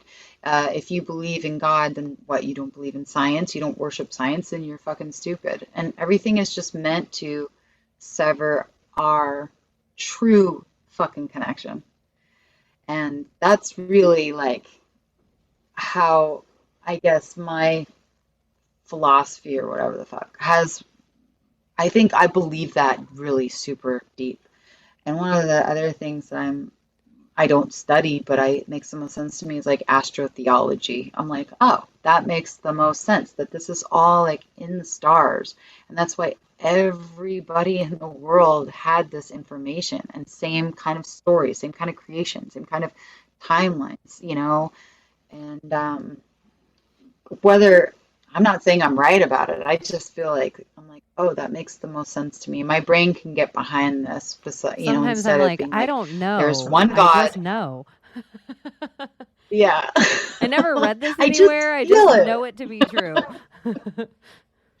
Well, when I started, you know, I hate to use the word waking up because I've had so many experiences. Like, I really had a huge fucking like thump on the head when I was like 26 years old. And it came with a really terrifying demonic experience that I had that happened like 3 nights in a row. And that kind of, and I wasn't like a declared atheist, but I was certainly severed from spirit at that point in my life. And I knew that, and I was going to traditional therapy and actually leaving traditional therapy, telling my psychiatrist that I thought his diagnosis was bullshit and that I was going to go heal myself with fish oil, and that spirituality is what I was really fucking lacking, and I couldn't get from anybody that I was around, you know? And I think right after that, I had like 3 demonic attacks like in a row happen. And it's not like after that I woke up and the light came in and you know, I've been walking on clouds ever since. Like that's really when I was like, oh, you have to go to hell to retrieve all the fragmented parts of yourself. And I just, I'm a slow learner. So I had to like keep going and going and going and going. And if there was any You were sort like, of damn, I ascension, shattered I down didn't here. trust it. Oh man. Well, and I didn't trust ascension. I didn't trust spirit. I didn't trust that I was worthy. I didn't trust that I deserved I was it. too I smart had to for it. fucking prove on every level. That was mine. Yeah, I that's didn't another trust it thing. like that. My Education. logic wouldn't let Yeah. me. Yeah. I think I have that too, that skepticism, but I've always known, I mean, I've known from when I was a kid that there was magic. I mean, growing up in Alaska, like being out in the wilderness here, like it's magical. Like I believed in fairies. Like, our forests are covered with like moss and the ground is squishy. So you can like jump around and like, I'd play on trees and like that to me was magic and I didn't know that then. Like to even I feel like I'm learning about that even just like while I'm telling you. And so I think I've always known there was something greater. And my logical brain was skeptical, so I've always been skeptical. So I've kind of treated like spirituality like as me being this guinea pig with these scientific experiments, not like, but like through observation, through practice and observation. And I think just the gap of me self-destructing, hating myself got to be so big, so much bigger that it became like undeniable to me. But I still was like, maybe I'm mentally ill, maybe I'm fucked up, going down in my dark paths. I'm like, maybe God hates me, maybe I was a demon in a past life, maybe I was a fucking like, maybe I hurt children in a past life, maybe I was a witch and I actually like hexed people, or, I think we're maybe all of those things.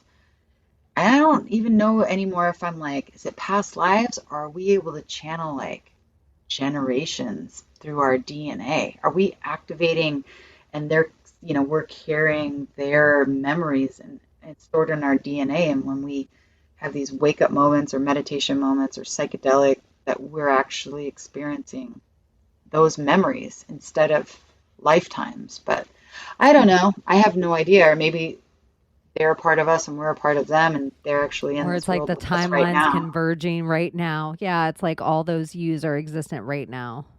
Yeah, I have no idea, but I just think it's all I think I'm more attracted to the unknowing right now than I ever have been before in my life. And It's I the think that smartest has I've to do ever with felt. trust. Yeah, it's the smartest I've ever felt, the most connected I've ever felt, and I know the least amount about the real world that I've ever been able to Yeah. admit to myself. And I'm like, I'm okay with it. It feels great. Yeah, it's kind of it's almost like a relief, You're like, "Oh, then I'll just be creative.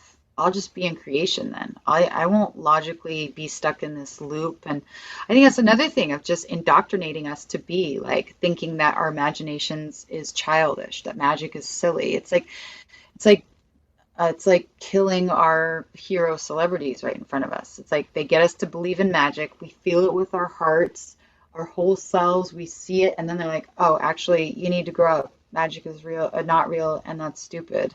You need to be in your logical mind." And then what a mind fuck, What a shitty way to traumatize somebody to be like, "Oh, I guess I can't trust myself. I thought that I was magic and that life was magic and that trees were healing me and I was healing trees. And I thought that, the rocks and stuff were like calling to me."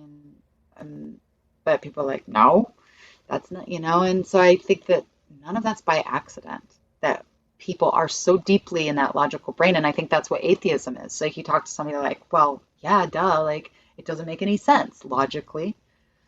But they're finding now that, the logical brain most of the time is very inaccurate because if I have an amazing, unexplainable experience and I tell it to somebody, um, their logical brain is trying to come up with reasons as to why Everything you that's say not isn't real. true.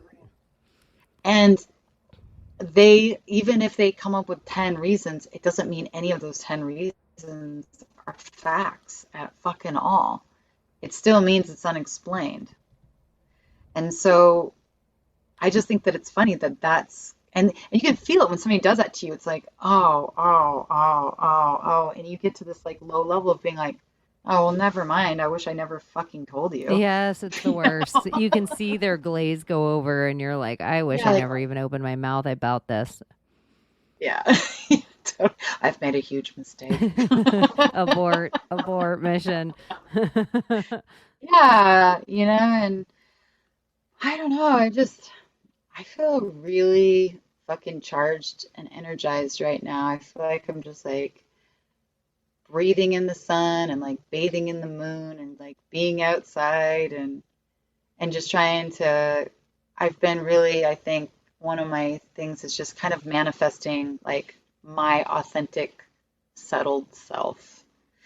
Because I don't want to move constantly, I want to travel, but that's different than upheavaling your life. And I'm ready to like have like some settling grounds, where I can feel like I'm solid and that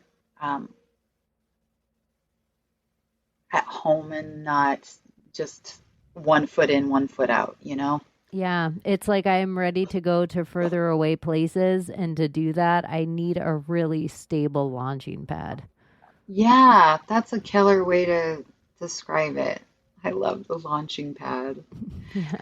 And it, Yeah, because I really do. I'm like, I want to go like do ayahuasca again. I want to go do ceremonies. I have opportunities to like go facilitate sound therapy ceremonies like plant medicine in Mexico, and even around Southeast Alaska. And I feel like the more I let go of thinking what I need to have happen and just kind of allow like some magical things, and I'm really trying to not get attached to any of them, to yeah. just like just allowing and like willing to receive, because I think that's another thing, especially with women. I do this one thing at the end of sound baths.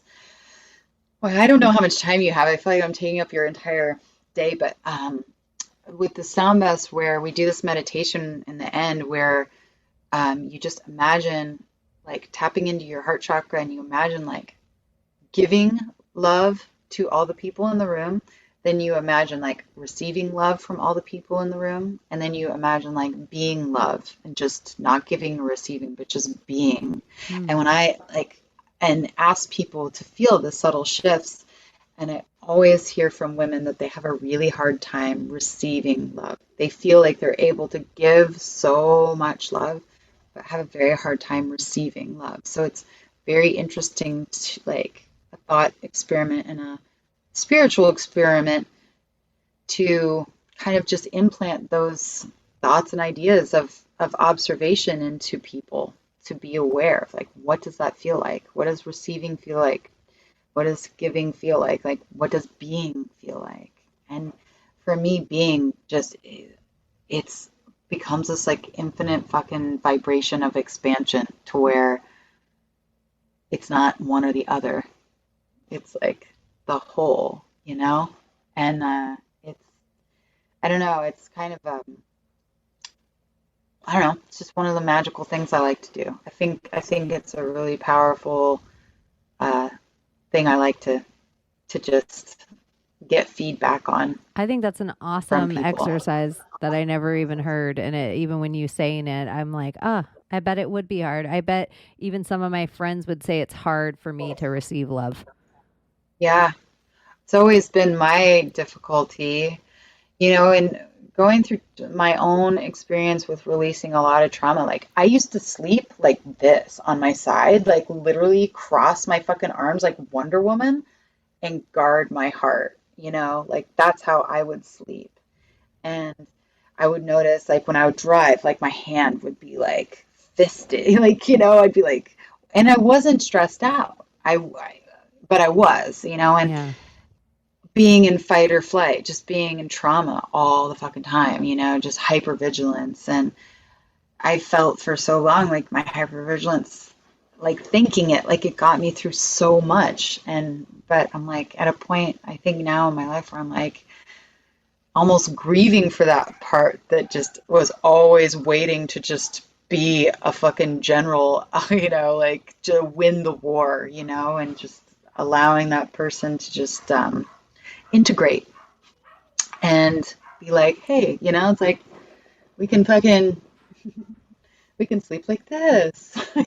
Or we can Stretch all the way out. try things. Yeah, and it just, it's I just think like, sound and doing trauma work with myself and other people, like it's really very, very borrowing benefits. It's really healing, and I consider this, for me, like this is healing, just This is being so able to healing. talk and share, and it's really healing. And it's cool because my doctor is always like, where do you feel that in your body? Which me never wanting to associate and trying to actually kill my body multiple times, just like in these horrible ways. It's really good for me to be like, I feel it in my heart, I feel it in my arms, like, and then you can be like, well, where else do you feel that? And you're like, and it's I just am love. follow the feelings, yeah, and then you're like, oh, yeah, it's really interesting, and I can get behind it because I feel like I do that with people with sound a lot, with frequency, like where do you feel that in your body? Like scan your body. Like, do you notice the difference of when you came in versus when you're leaving? Because when people come into sound baths, they're like sitting like this. And then when, they're like done, they're like laying on top of each other and you can hear their bellies, like all their digestive systems coming back online. And so all these physiological things are actually happening to your body too. It's not just a spiritual, you don't have to even get spiritual. Like it's physically helping and healing your body. It's changing your It's all real. brainwave chemistry. Yeah, it is. And my doctor, my wizard, we just nerd out. And he was telling me the other day, I don't remember at what university or what hospital, probably John Hopkins, is using sound to create heart cells. And I just think sound is an ancient, ancient, ancient fucking practice. Yeah. Like dancing, like you were saying around the fire, and these like, oh, eh, oh, like Yeah. these sacred syllables. It's like, Hebrew. we're making, Ancient Hebrew is harmonic. yeah, that's really one thing that's on my list. And what's interesting, and I like people will probably be like, you're so dumb, but somebody told me that like the Cherokee have like their DNA or something is like different with the Cherokee tribe than, and somehow they're connected to like Hebrew.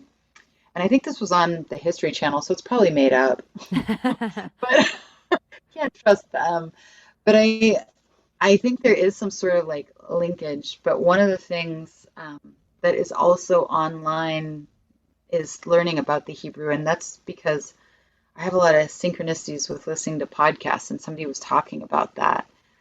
And like, my dad speaks Hebrew and like Yahweh. I remember hearing he would speak a lot, but not always in the greatest terms. But so I think that would be another like good healing aspect of is to learn those because I think they have great power. These syllables and these sounds also have numerical vibration connected with them. And, if everything's numbers and the universe is made of numbers, we are those things. We are vibration, we're frequency. So, yeah, that's exciting. That's I perfect. like learning about new things. I just Me really too. do. Where does everyone find you if you're not podcasting now? How can people reach out to you for anything about sound healing or tarot or any of the number of other things that You you have to fly to Alaska. and visit me in my parents' yard at the RV for now. Find the RV that has the wolf howling on it. Yeah, if you find that. That probably isn't as easy as you think in Alaska. There's probably a lot of all RVs of them have wolves howling on them. Is it the wolf? Did you see the wolf or the bear or the moose? Is it the wolf or the moose? Yeah. Find the Totem.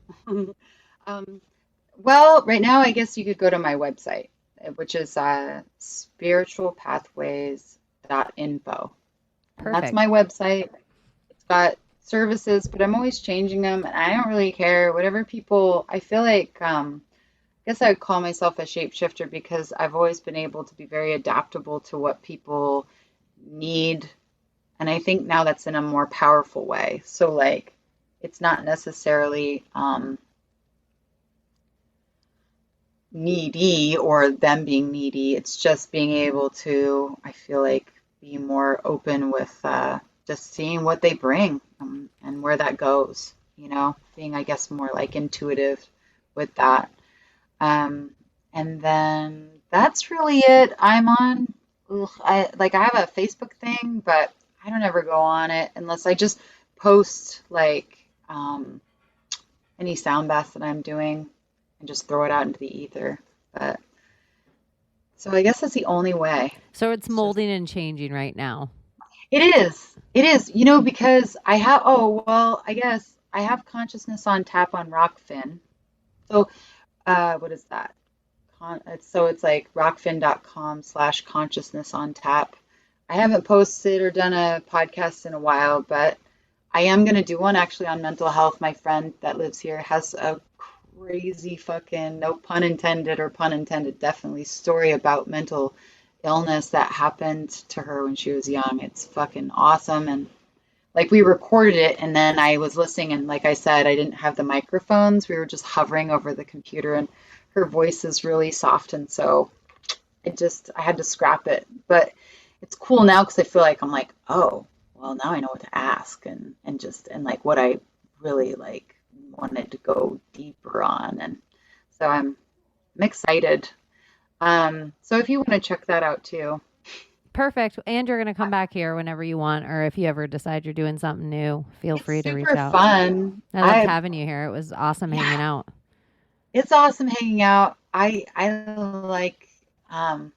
like you. I like you I too. think you're really neat. Like a little kid on the playground. I like you.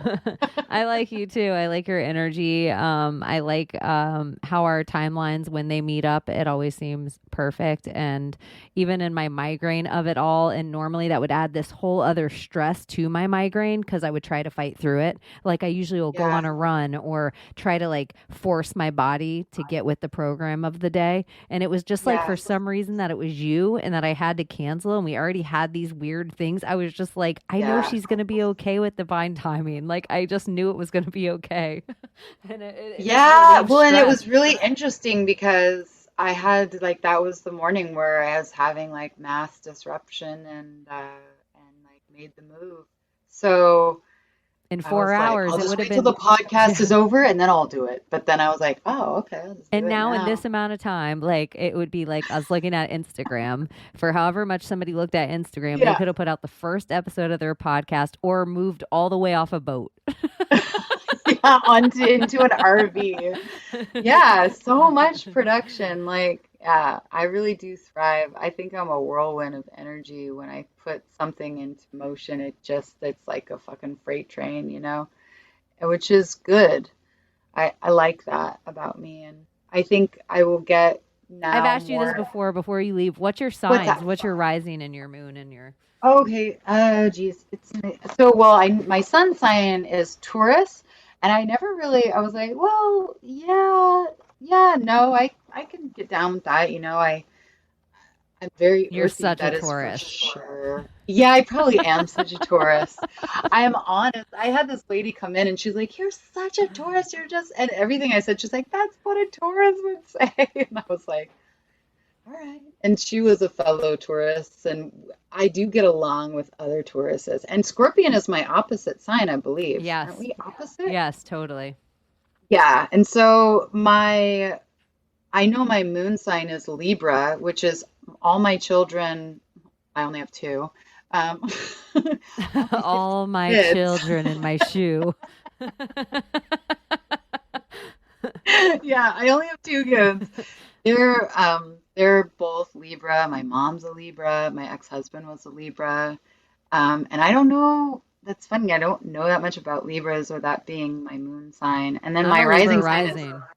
are you? Yeah. Well, maybe you can tell me then. You should just tell me The thing I what like that of means. the Libras are fair is fair would be their mantra. And they mean it for Ah, the world as they are carrying scales. And it scales by the daily, it scales by the weekly, it scales by the lifetime. And it really matters for them that things are fair. Not just for them that they're not getting enough, but if they see you not get enough or you get too much or somebody in the world, like it's really a balance for them. They are Themis would be their goddess for Libra. She has a blindfold and the scales of justice in her yeah. hands and the sword down by her side. She never wants to pick up that fucking sword. She drags it though, so everybody knows it's there. But she drags it like out. It's out of a holster and it's heavy, but she doesn't want to pick it up. It's like all about the scales for her. So that's what Libra would I represent. love that because it really like leaves people to be like, you need to work it out on your own, but at the same time, like really being available to show people the balance of where things, and I think that that is really one of my gifts. And I can also, even while I'm talking and describing something in my mind, I already see the opposite of balancing Me that too. thought out immediately. So it's like A I'm key almost to like always Libra, which you might contradicting myself. that your Taurus might be a good thing for this. My Scorpio is. But Like your Taurus, grounding. your big horns might be the perfect thing to hold those scales on. My Taurus To like tail, channel. yeah, like my Taurus or my Scorpion tail holds the scales between it. So it's just like you have to use another sign to balance the Libra. Yeah, Like the Libra that's yeah. is Otherwise, like, it's just you'll ooh, never get anything done.